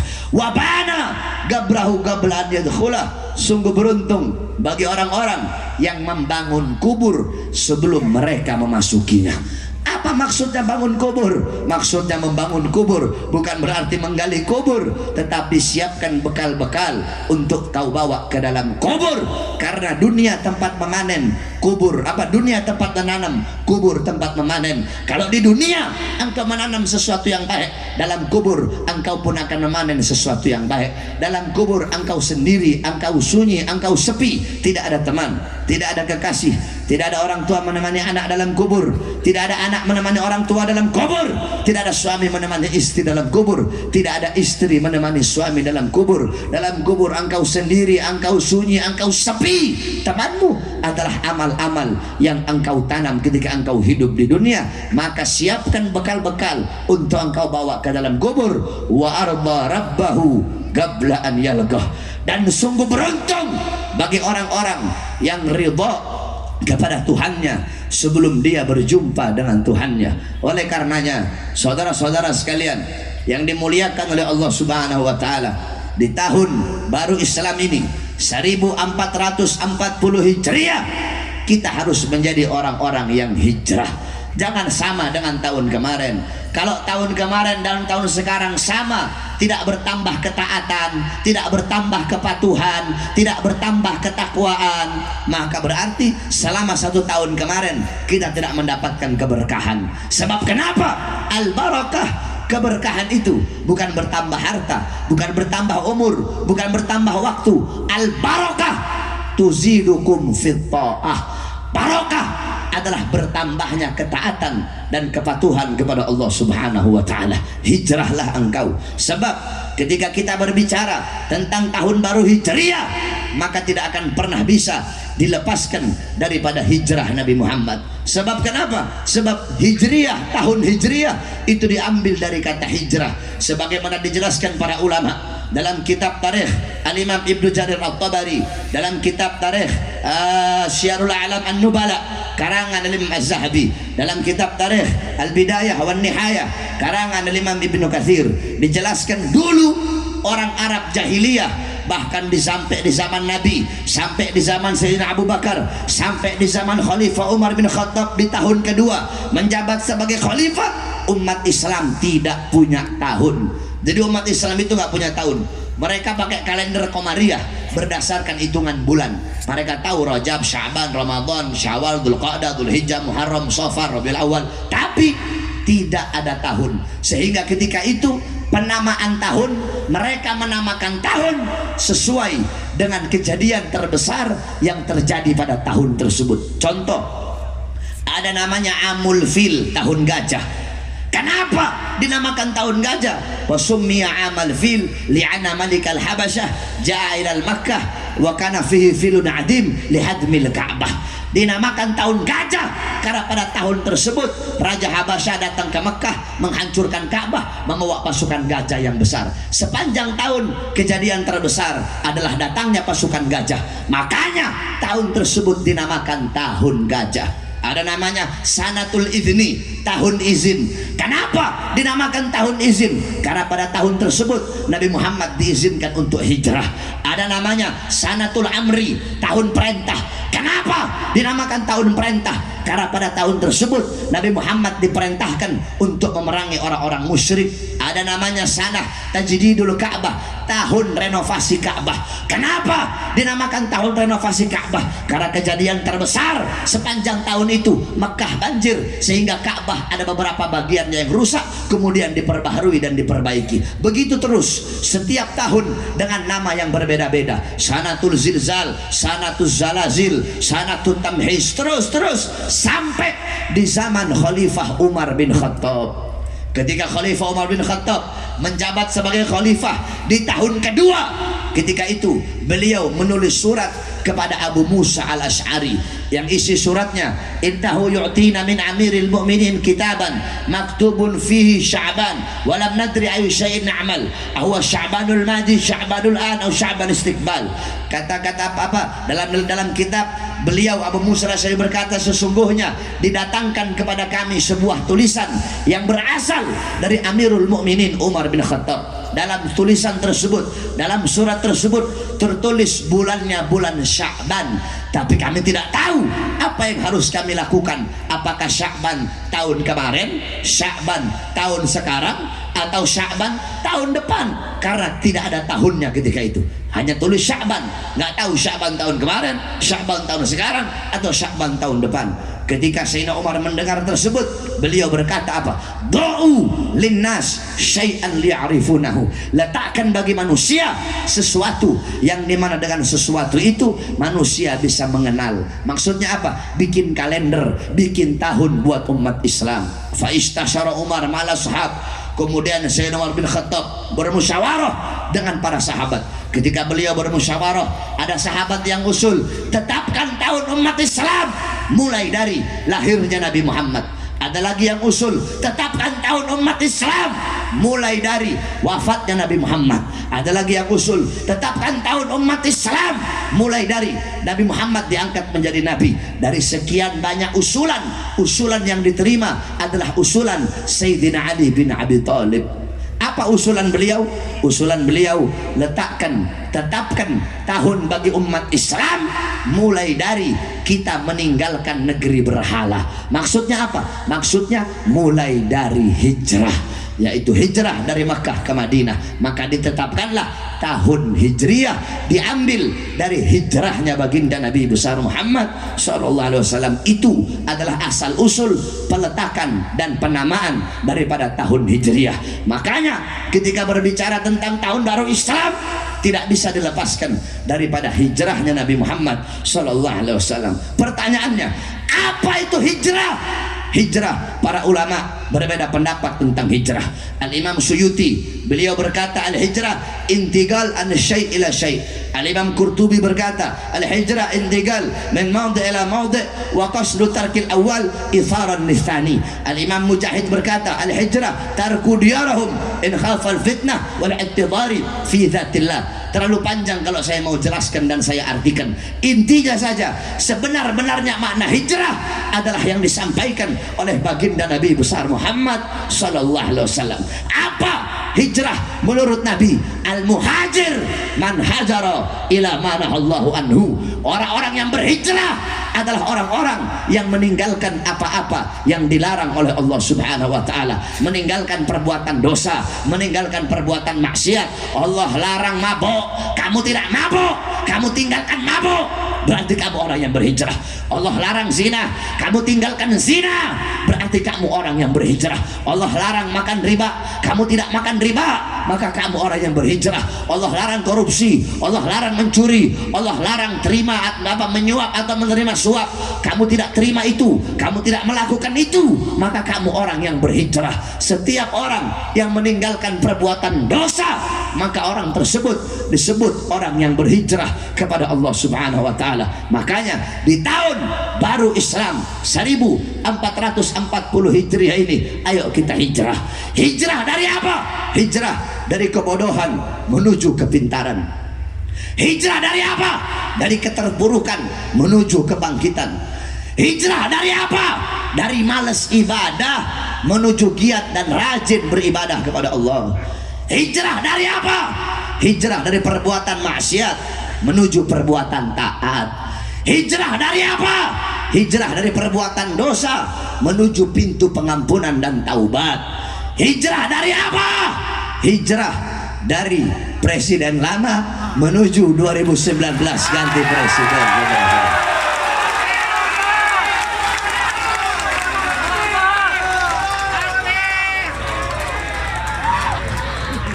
Saya tanya masyarakat Langsa, 2019 ganti presiden, hijrah apa bukan? Hijrah apa bukan? Hijrah apa bukan? Kurang keras. Hijrah apa bukan? Jadi kalau saya bahas 2019 ganti presiden, berarti saya lagi bahas hijrah, betul? Berarti melenceng tidak dengan apa yang tadi saya sampaikan? Melenceng apa tidak? Saya tanya, mau saya bahas 2019 ganti presiden? Mau saya bahas 2019 ganti presiden, namanya apa? Namanya apa? Itu namanya hijrah. Hijrah dari apa? Hijrah dari pemimpin lama menuju pemimpin baru. Hijrah dari presiden yang kalau berkata suka berdusta menuju presiden yang berkata jujur. Itu namanya hijrah dari presiden yang dimana kalau diberi amanat dia khianat. Hijrah berpindah menuju presiden yang kalau diberi amanat dia tidak khianat. Itu namanya hijrah dari presiden yang kalau berkata, kalau berjanji suka mengingkari menuju presiden yang kalau berkata tidak, apa yang kalau berjanji tidak pernah diingkari. Itu namanya Sebelum saya bahas tentang itu, saya ingin kemukakan 3 pendapat saudara-saudara. Orang Aceh, orang Langsa, kamu perhatikan betul-betul apa 3 yang ingin saya sampaikan ini agar kamu tidak salah mengartikan. Yang pertama yaitu makalah daripada Al-Imam Abu Aswad Ad-Du'ali.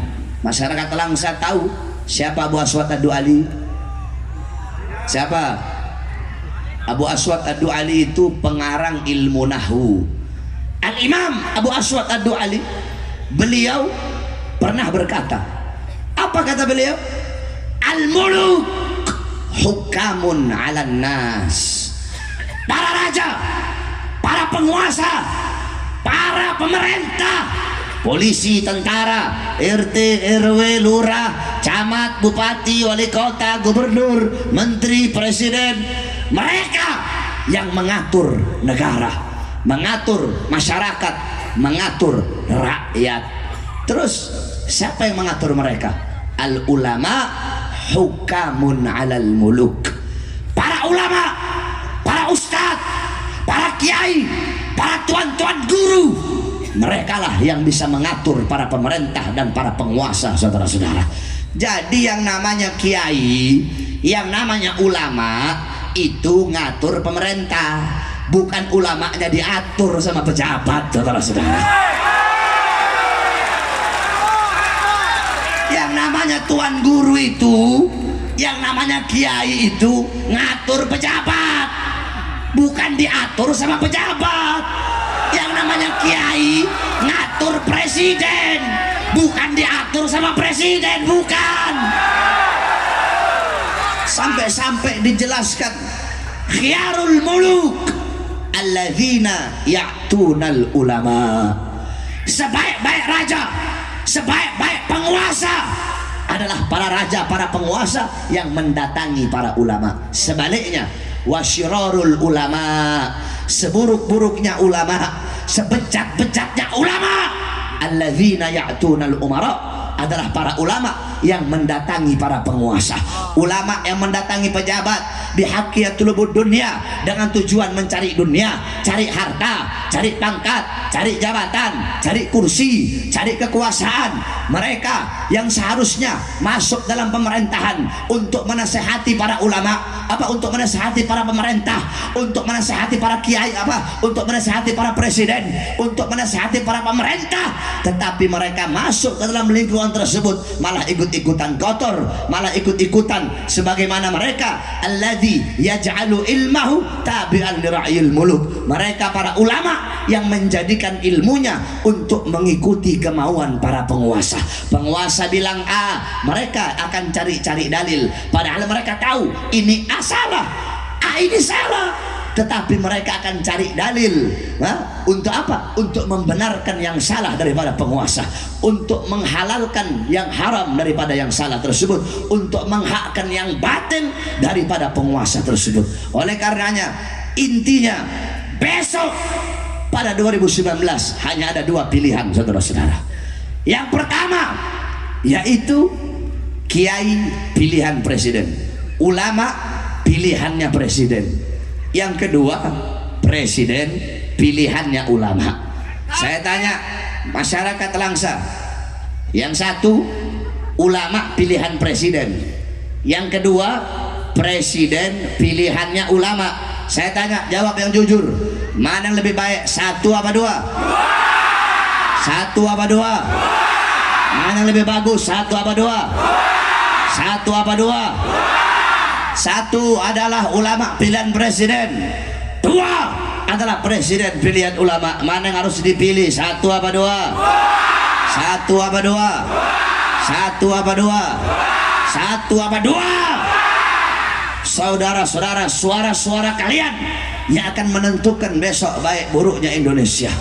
Suara-suara kalian yang akan menentukan apakah besok Indonesia akan mendapatkan pemimpin yang adil atau pemimpin yang zalim. Dan kalau kalian salah dalam memilih pemimpin, maka suara kalian akan dimintai pertanggungjawaban oleh Allah Subhanahu wa taala.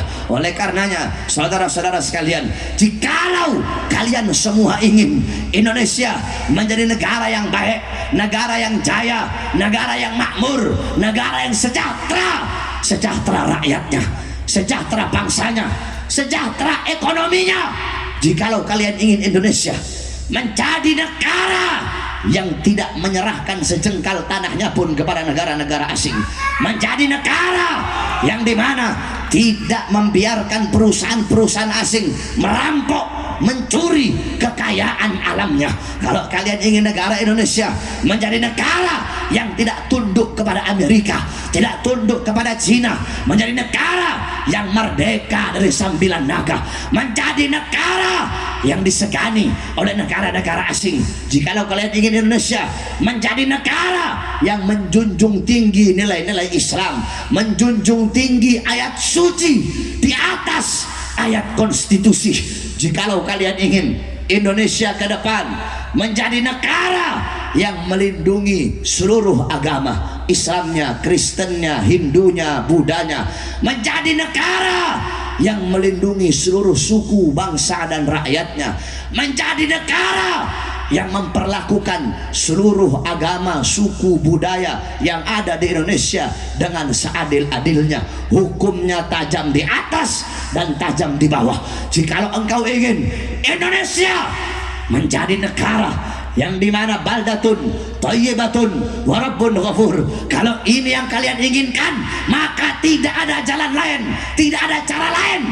Kalian para kepala-kepala keluarga harus kalian jadikan rumah-rumah tangga kalian, kalian para tokoh-tokoh masyarakat jadikan desa kalian, kampung kalian, kota kalian, kalian para ulama, para tuan guru jadikan pondok pesantren kalian, majelis taklim kalian, masjid kalian, musola kalian, lahan dakwah kalian, panggung-panggung ceramah kalian, jadikan itu semua sebagai posko-posko yang memenangkan calon yang diusung ulama, yaitu Prabowo dan Sandiaga Uno. Saudara-saudara, saya tanya masyarakat Langsa 2019, masyarakat Langsa 2019 ganti presiden atau tidak?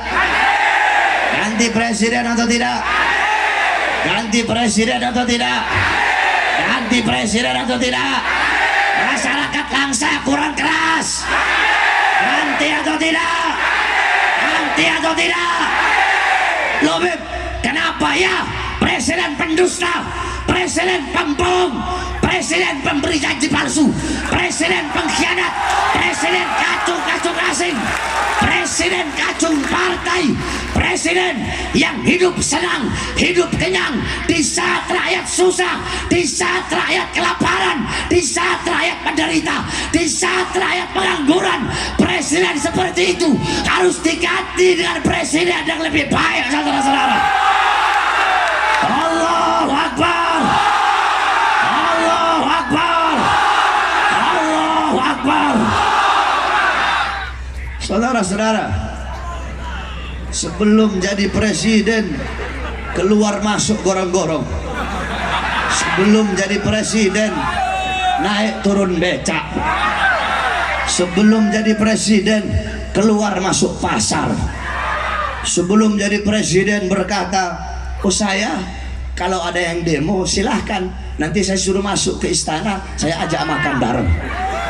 Giliran 4.11, tragedi 4.11, umat Islam, jutaan umat Islam datang di depan istana presiden meminta keadilan darinya, malah dianya lari, dianya kabur. Pengecut, saudara-saudara. Sebelum jadi berjanji kepada rakyat, rakyat tertipu dengan kesederhanaannya, rakyat tertipu dengan kepolosannya. Memang sih mukanya polos, mukanya deso, mukanya sederhana, pakaiannya sederhana. Tahu-tahu BBM naik, betul, listrik naik, yang susah tambah susah, yang miskin tambah miskin, yang menderita tambah menderita, yang makmur orang asing, yang makmur perusahaan asing. Kita pribumi Indonesia menjadi budak di tanah air kita sendiri, saudara-saudara. Banyak rakyat susah. Makanya saya sampaikan, kalau para pahlawan-pahlawan zaman dulu, para pahlawan, mereka mengorbankan jiwa, mengorbankan nyawa, mengorbankan darah demi rakyat, demi bangsa, demi Indonesia. Itu pahlawan zaman dahulu. Pejabat-pejabat sekarang, mereka korbankan rakyat, mereka korbankan bangsa, mereka korbankan negara. Indonesia yang jadi korban, merah putih yang jadi korban, rakyat yang jadi korban. Mereka korbankan kita rakyat untuk kepentingan perut dan partainya, saudara-saudara. Makanya tidak ada cara lain. 2019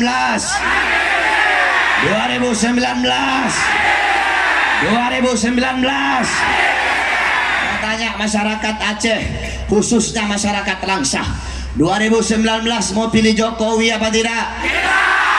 Mau pilih Jokowi apa tidak? Tidak. Mau pilih Jokowi apa tidak? Tidak. Wakilnya Kiai, pilih apa tidak? Tidak. Ibu-ibu Kiai, pilih apa tidak? Kiai, Kiai, ulama-ulama, wakilnya Habib, cucu Nabi, Habib, cucunya Rasulullah. Pilih apa tidak? Pilih apa tidak? Pilih apa tidak? Loh Habib kenapa nggak pilih Jokowi? Jokowi kan wakilnya Kiai. Hei, siapapun wakilnya, siapapun, setinggi apapun ilmunya, mau ustadz, mau kiai, mau tuan guru, mau syekh, mau abuya, semulia apapun garis keturunannya, semulia apapun nasabnya, mau Habib, mau Sayyid, mau Syarif, kalau mereka diusung oleh partai-partai pendukung penista agama, maka kita sebagai umat harus kita tenggelamkan, saudara-saudara. Allahu Akbar, Allahu Akbar. Kalau ada yang tanya dalilnya gampang. Kalau ada yang tanya, loh kenapa nggak pilih Jokowi? Kan wakilnya ulama. Bilang di dalam kitab Tasbitul Fuad. Kitab apa? Kurang keras. Kitab apa? Dalam kitab Tasbitul Fuad karangan Al-Habib Abdullah bin Alwi Al-Haddad, ya itu panjang. Itu di akhir beliau jelaskan, idza taghayyara ar-ru'us taghayyaral mar'us. Ya, semua ikut saya. Idza taghayyarar ru'us, taghayyaral mar'us. Kalau pimpinannya berubah, maka yang dipimpin pun akan berubah. Pimpinannya rusak, yang dipimpin pun akan rusak. Saya tanya, partai yang mengusung mereka berdua partai apa? Ayo, jangan takut. Masa orang Aceh takut? Setahu saya orang Aceh itu berani-berani. Kalau ada orang Aceh takut, diragukan Acehnya itu. Bukan orang Aceh itu kalau penakut itu. Jawab yang keras, saya tanya, partai apa? Partai apa? Partai apa? Partai apa? Partai yang selama ini menyudutkan Islam, partai apa? Partai yang mengkriminalisasi Habib Rizik, partai apa? Partai yang di dalamnya menjadi sarang PKI, partai apa? Partai apa? Ketuanya siapa? Ketuanya siapa? Jangan takut, ketuanya siapa? Ketuanya siapa? Ketuanya bagus apa rusak? Bagus apa rusak? Bagus apa rusak? Ketuanya udah rusak, pimpinannya udah rusak. Mau siapapun yang diangkat mereka, saya kasih tahu sama kamu, calon, ya, calon itu kacung partai. Calon itu mutabe, pengikut. Pengikut siapa? Pengikut roisahnya, pengikut emaknya. Emak bilang A, emak bilang A. Walaupun A itu berlawanan dengan keyakinannya, berlawanan dengan hatinya, berlawanan, tetap mereka bakal enggak emak, bakal nurut sama emaknya. Satu contoh, nggak usah jauh-jauh. Kamu tahu Kapitra? Kapitra tahu? Pengacara Habib Rizik. Itu Kapitra dulu bela Habib Rizik mati-matian, bela mati-matian. Begitu diangkat oleh PDI menjadi calon legislatif, siapa namanya? Caleg dari Dapil Riau, ya. Jadi Kapitra dulu pengacara Habib Rizik, diangkat oleh PDI jadi caleg Dapil Riau, langsung berubah 9.999 derajat melawan Habib Rizik, saudara-saudara. Itu satu contoh. Orang dekat saja bisa berubah gara-gara diangkat oleh partai yang tidak benar, betul? Oleh karena saya tanya, 2019 masyarakat Aceh 2019 mau ganti presiden atau tidak? Ganti presiden atau tidak? Ganti presiden atau tidak? Oh, dihalangi polisi gimana? Ayo, gimana ayo? Saya tanya orang Aceh, kalau 2019 ganti presiden terus dihalangi polisi, dibubarin polisi, lawan apa jangan? Lawan apa jangan? Lawan apa jangan? Kemarin di Surabaya, di Riau, ya, Surabaya, Riau, Tangerang Selatan, sampai-sampai ada santri yang kena pukul oleh polisi, saudara-saudara. Acara 2019 ganti presiden dibubarkan oleh polisi, tetapi acara 2019 tetap Jokowi dibiarkan, bahkan dilindungi. Saya tanya, adil apa tidak? Adil apa tidak? Adil apa tidak? Insya Allah polisi di sini nggak sama kayak polisi di sana. Polisi di sini insya Allah polisinya polisi baik, polisinya polisi yang adil insya Allah. 2019 ganti presiden dibubarkan oleh polisi, giliran 2019 tetap Jokowi dibiarkan. Adil apa tidak? Polisinya kurang ajar apa tidak? Biadab apa tidak? Biadab apa tidak? Bajingan apa bukan? Bajingan apa bukan? Kalian harusnya adil dong, betul? Kalau 2019 ganti presiden kalian bubarkan, 2019 tetap Jokowi juga bubarkan, betul? Sebab dua-duanya dilindungi oleh konstitusi, saudara-saudara. Ini enggak, 2019 ganti presiden dibubarin, 2019 tetap Jokowi, malah dilindungin. Kalian pendukung Jokowi, kami ini nggak suka perang, kami nggak mau perang, kami nggak mau ribut, betul? Kita cinta damai, betul? Kalau kalian nggak suka dengan 2019 ganti presiden, main yang bagus dong. Jangan sewa oknum-oknum polisi, bayar oknum polisi, bayar preman bayaran, bayar ormas bayaran, buat bubarkan acara. Jangan. Kalau kalian nggak suka dengan 2019 ganti presiden, ya gampang. Kalian bikin aja acara sendiri. Acara apa kek? 2019 tetap si cungkring. Apa kek kalian bikin? 2019 tetap si anak emak. 2019 tetap si unyil. 2019 tetap si muka polos otak iblis. Atau apa kek? Jangan main-main bubarkan, betul? Betul. Polisi harus adil. Polisi harus jadi wasit, betul? Saya tanya, wasit boleh nggak ikut main bola? Wasit main bola boleh apa tidak? Wasit ikut tendang bola boleh apa tidak? Boleh apa tidak? Andaikan wasit ikut main bola, membela klub bola sebelah apa? Membela klub bola sebelah kiri. Kira-kira penonton sebelah kanan turun apa tidak? Turun apa tidak? Diapain tuh polisi? Diapain? Dikeroyok, betul? Kalian polisi itu pelayan rakyat, harus melayani masyarakat. Kalian para polisi anak kandung rakyat. Seragam kalian, baju kalian, gaji kalian, rumah kalian, kendaraan kalian dari keringat dan daki rakyat. Harusnya kalian perlakukan rakyat dengan mulia, bukan memperlakukan rakyat seperti binatang. Kalian harus adil, betul? Hukum tuh harus tajam di atas, tajam di bawah, betul? Makanya saya heran sama orang yang anti sama syariat Islam. Saya heran betul, mereka takut sama syariat Islam. Makanya orang-orang kadang kalau melihat kamu orang mana, orang Aceh, aduh takut saya. Di sana kan syariat Islam berlaku, mencuri dipotong tangannya. Anti sama syariat Islam.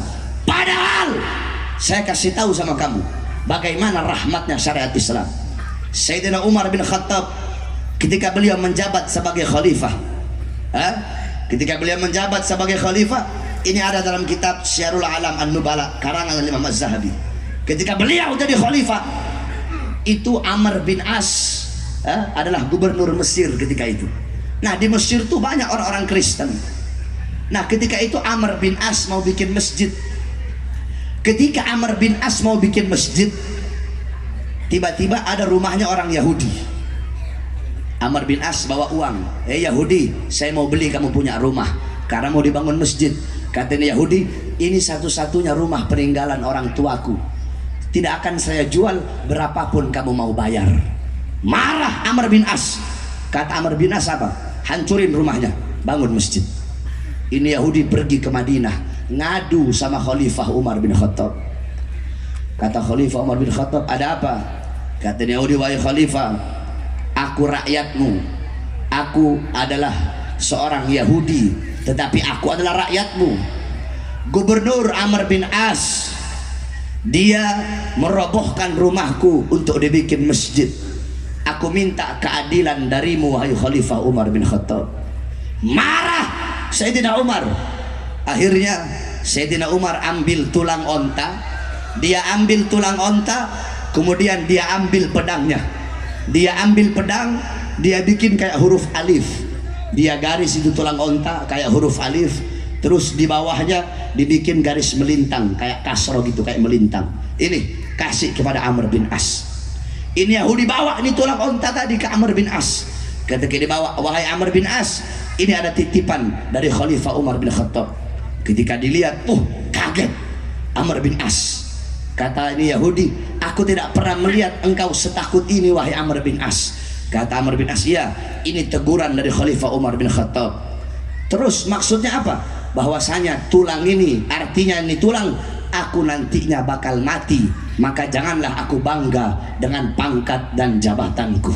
Terus maksudnya ini garis huruf kayak huruf alif apa? Aku harus menerapkan hukum seadil-adilnya, tajam di atas dan tajam di bawah. Tidak boleh hukum hanya tajam kepada yang Kristen, ya, kemudian tumpul kepada yang Muslim.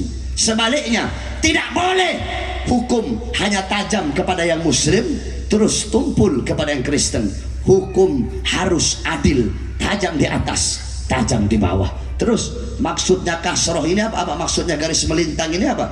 Kalau aku tidak adil, maka Khalifah Umar bin Khattab tidak segan-segan akan menggorok leherku. Apa kata Amr bin As? Padahal udah dibangun ini pondasi masjid udah dibangun. Kata Amr bin As apa? Bongkar ini pondasi masjid dan bangun lagi rumah ini Yahudi. Lihat begitu rahmat dan adilnya Islam, begitu rahmat dan adilnya syariat Islam. Akhirnya kata Yahudi apa? Tidak usah kau bongkar, saksikanlah dengan adilnya Islam bahwasanya aku mengikuti agama yang kalian anut, yakni aku masuk ke dalam agama Islam. Itu syariat Islam, betul. Jadi salah orang yang ketakutan dengan syariat Islam. Makanya kalian polisi harus adil, tajam di atas, tajam di bawah. Jangan ikut-ikutan turun ke lapangan, betul. Kami umat Islam tidak akan tinggal diam. Kami sampaikan, kalian para kepolisian, kalian para preman bayaran, kalian para ormas-ormas bayaran, demi Allah, kalau kalian sudah turun ke lapangan untuk ikut bermain, melawan dan menghadang, kami tidak akan tinggal diam. Kami umat Islam, khususnya masyarakat Aceh, akan turun ke lapangan, angkat senjata sampai titik darah penghabisan. Allahu Akbar, Allahu Akbar, Allahu Akbar. Saya tanya masyarakat Aceh, cari musuh apa tidak? Tidak. Suka cari musuh apa tidak? Tidak. Suka cari musuh apa tidak? Tidak. Umat Islam nggak suka cari musuh, betul? Tapi kalau musuh datang duluan, musuh melawan duluan, musuh menghajar duluan, musuh menghadang duluan, umat Islam Aceh maju atau mundur? Maju atau mundur? Maju atau mundur? Maju atau mundur? Sampaikan kepada mereka, kami tidak pernah cari musuh, kami cinta damai, kami agama rahmat. Tapi kalau musuh datang duluan, menghadang duluan, melawan duluan, demi Allah kami akan maju, takkan berhenti sampai mati, takkan mundur walaupun harus hancur. Allahu Akbar, Allahu Akbar. Masyarakat Aceh siap hancur demi Islam, siap binasa demi Islam. Masyarakat Aceh siap bela Allah, siap bela Rasulullah. Allahu Akbar, Allahu Akbar, Allahu Akbar. Yang terakhir,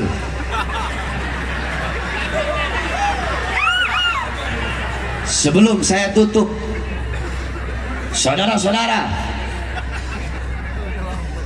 kita tidak akan membiarkan kezaliman dari manapun kezaliman itu datang, betul? Betul? Kita tidak akan menyalahkan yang benar walaupun kebenaran itu datangnya dari musuh, betul? Ada musuh nih kita nggak suka, tapi dia berbuat yang benar, maka kebenaran yang dia perbuat tidak akan kita salahkan, tapi akan kita benarkan, betul? Ada sahabat nih, sahabat berbuat salah, kesalahan yang ia lakukan juga tidak akan kita benarkan, betul? Jadi kebenaran walaupun datangnya dari musuh akan kita benarkan, kesalahan walaupun datangnya dari orang dekat kita tetapi akan kita salahkan, betul? Ini namanya adilnya Islam. Oleh karenanya kami sampaikan kepada Bapak Prabowo Subianto dan Sandiaga Uno melalui hasil ijtima ulama 2 kemarin, bahwasanya kami nurut, kami tunduk dan taat kepada para ulama-ulama kami, khususnya yaitu guru kami, imam besar kami, Al-Habib Muhammad Rizik bin Hussein bin Syihab, yang dimana saudara-saudara hasil dari ijtima ulama kemarin, umat Islam pada 2019 nanti akan memenangkan Prabowo Subianto dan Sandiaga Uno. Tetapi kami sampaikan kepada Bapak Prabowo dan Sandiaga Uno, kami umat Islam, kami para santri dan beliau-beliau para ulama, para tuan guru, para kiai, para habaib akan memperjuangkan kemenanganmu dengan benar-benar, dengan sungguh-sungguh, dengan doa, dengan ikhtiar, dengan darah, dengan air mata, dengan keringat, dengan segala cara yang dihalalkan oleh Allah Subhanahu wa taala untuk memenangkan kalian pada 2019 nanti. Dengan izin Allah kalian menang. Amin. Kita menang. Amin. Amin. Kemudian setelah kalian menang, setelah Allah berikan kemenangan, ternyata kalian khianati ulama kami, kalian khianati habaib kami, kalian khianati Habib Rizik kami, kalian khianati umat Islam, kalian khianati masyarakat rakyat, kalian khianati bangsa, kalian khianati negara. Kami Allah, kami yang naikkan kalian berdua, kami juga yang akan turunkan, saudara-saudara. Allahu Akbar, Allahu Akbar, Allahu Akbar. Terakhir terus dari tadi.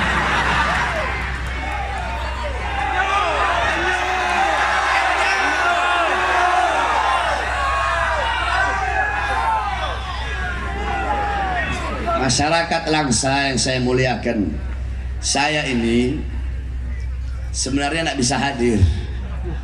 Semalam itu anak saya dirawat di rumah sakit, bayi umur 6 bulan, masuk rumah sakit dirawat sampai sekarang. Saya baru pulang ceramah dari Lombok. Saya nyampe dari Lombok itu pesawat tadi malam sampai Jakarta jam 11 malam. Langsung saya ke rumah sakit. Saya mikir mau datang apa enggak ini ke Langsa. Saya punya anak Ali masuk rumah sakit. Bagaimana? Tetapi tetap saya datang karena kecintaan saya kepada umat Islam Aceh, khususnya Langsa, lebih besar daripada kecintaan saya kepada keluarga, anak dan istri saya. Oleh karenanya terakhir yang ingin saya sampaikan, biasanya saya itu kalau habis ceramah besoknya panitia didatengin sama polisi.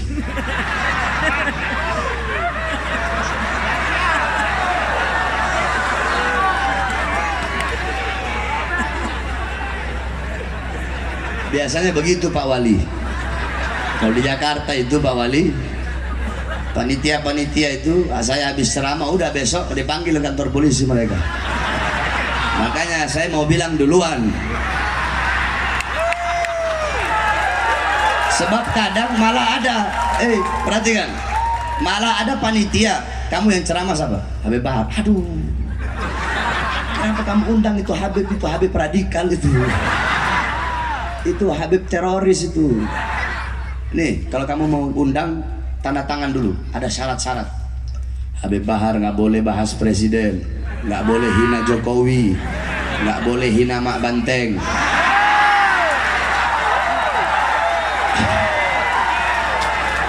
nggak boleh ceramahnya keras-keras. Oh, polisi mau atur-atur saya ceramah? Kalau polisi mau atur-atur saya ceramah, jangan suruh saya ceramah, suruh polisinya naik ceramah di atas sini, sudah. Orang ceramah mau diatur-atur, saya ini tidak bisa diatur. Dulu pernah ada satu jenderal polisi, saya tidak sebut namanya. Ini jenderal datang ke satu Habib, saya juga nggak sebut namanya ini Habib. Ini jenderal bilang, Habib, tolong Habib, nasihatin Habib Bahar itu. Tolong jangan suruh keras-keras Habib. Apa katanya Habib? Kamu tahu jenderal, yang bisa nasihatin dia belum ada di muka bumi ini. Belum Allah ciptain. Maksudnya apa? Saya sudah capek kasih nasihat sama dia, gak ada yang dia dengar. apalagi ini polisi-polisi pun nasihatin saya mau suruh lembek-lembek. Kalau mau ngatur-ngatur saya ceramah, suruh mereka naik di atas panggung ceramah, jangan saya. Oleh karena saya sampaikan kepada bapak-bapak polisi langsa yang terhormat, tapi saya yakin polisi sini nggak sama kayak polisi di sana. Polisi di sini pro kepada Islam, pro kepada ulama. Tapi andaikan kan ada juga yang begitu. Nggak semua polisi itu juga baik. Andaikan bapak-bapak polisi mau teror panitia, mau ancam panitia, mau tanya-tanya panitia, mau tangkap panitia, jangan teror mereka, jangan ancam mereka, jangan tangkap mereka. Kalau mau ancam, mau teror, mau tangkap, mau penjarakan, ancam, teror, tangkap dan penjarakan, saya Bahar bin Smith. Saya tanggung jawab dunia akhirat, saudara-saudara. Makanya saya wasiatkan, saya sampaikan kepada kamu semua, wahai para pemuda-pemudi Aceh, wahai para Aceh, wahai pemuda-pemudi Aceh, di dalam darah kalian mengalir darah-darah pejuang Muslim Aceh. Wahai para pemuda-pemudi Aceh, saya sampaikan kepada kalian, jikalau satu saat nanti saya ditangkap, saya dipenjara, saya diracun, saya diculik, saya dipotong-potong, saya dihilangkan, atau saya dibunuh, berjanjilah, bersumpahlah kalian, wahai pemuda-pemudi yang dalam darah kalian mengalir darah para pejuang Aceh, jikalau satu saat nanti saya ditangkap, saya dipenjara, saya diasingkan, saya dicincang, saya diracun, saya dibunuh karena menyampaikan kebenaran, maka berjanjilah demi Allah, jangan pernah kalian padamkan api-api perjuangan yang selama ini telah kami nyalakan. Allahu Akbar, Allahu Akbar, Allahu Akbar. Umat Islam Aceh siap sampaikan kebenaran, siap melawan kebatilan, siap menghancurkan kezaliman, siap binasa demi Islam, siap hancur demi Islam, siap hancur demi Indonesia, siap mati demi merah putih, siap berdarah, siap tidak tunduk kepada kebatilan, siap hancur demi Islam, siap binasa demi Indonesia.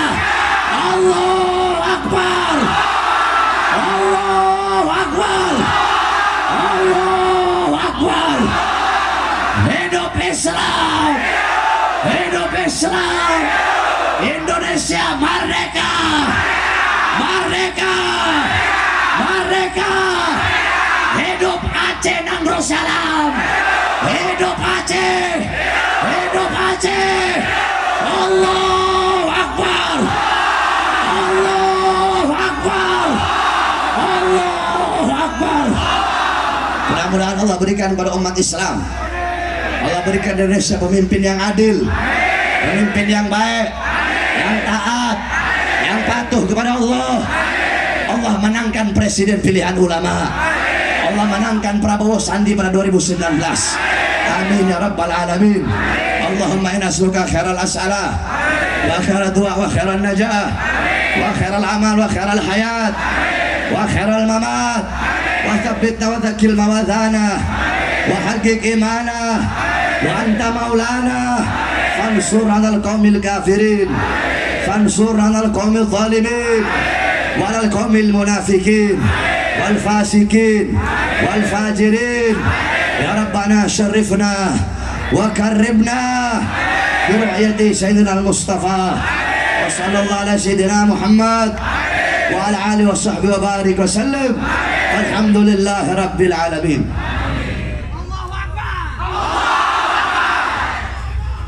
Terakhir kita doakan saudara-saudara kita yang terkena tsunami dan gempa bumi di Palu dan Sulawesi, Donggala, Lombok. Mudah-mudahan Allah angkat dan Allah ringankan segala beban-beban saudara-saudara kita yang ada di sana. Amin ya rabbal alamin. Ala hadhihi niyyah wa ala kulli niyatin salihah wa ila hadratin nabi sirril fatihah. A'udzu billahi minasyaitonir rajim. Bismillahirrahmanirrahim. Alhamdulillah.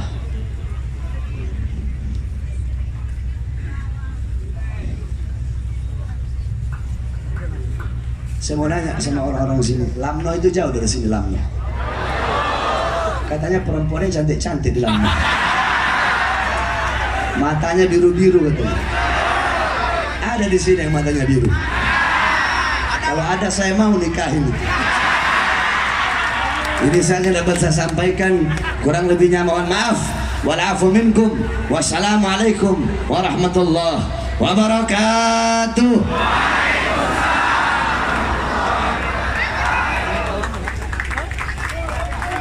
Takbir.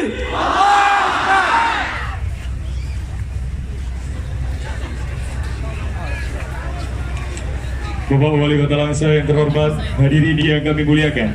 Demikianlah rangkaian acara Tabligh Akbar dengan tema Amar Ma'ruf Nahi Munkar dalam rangka menyambut Maulid Nabi Muhammad Sallallahu Alaihi Wasallam 1440 Hijriah bersama Al-Fadil Al-Mukarram As-Sayyid Habib Bahar bin Smith. Hadirin, demikianlah rangkaian acara pada malam hari yang berbahagia ini. Saya Rizky Armanda selaku Master of Ceremonial mohon pamit undur diri.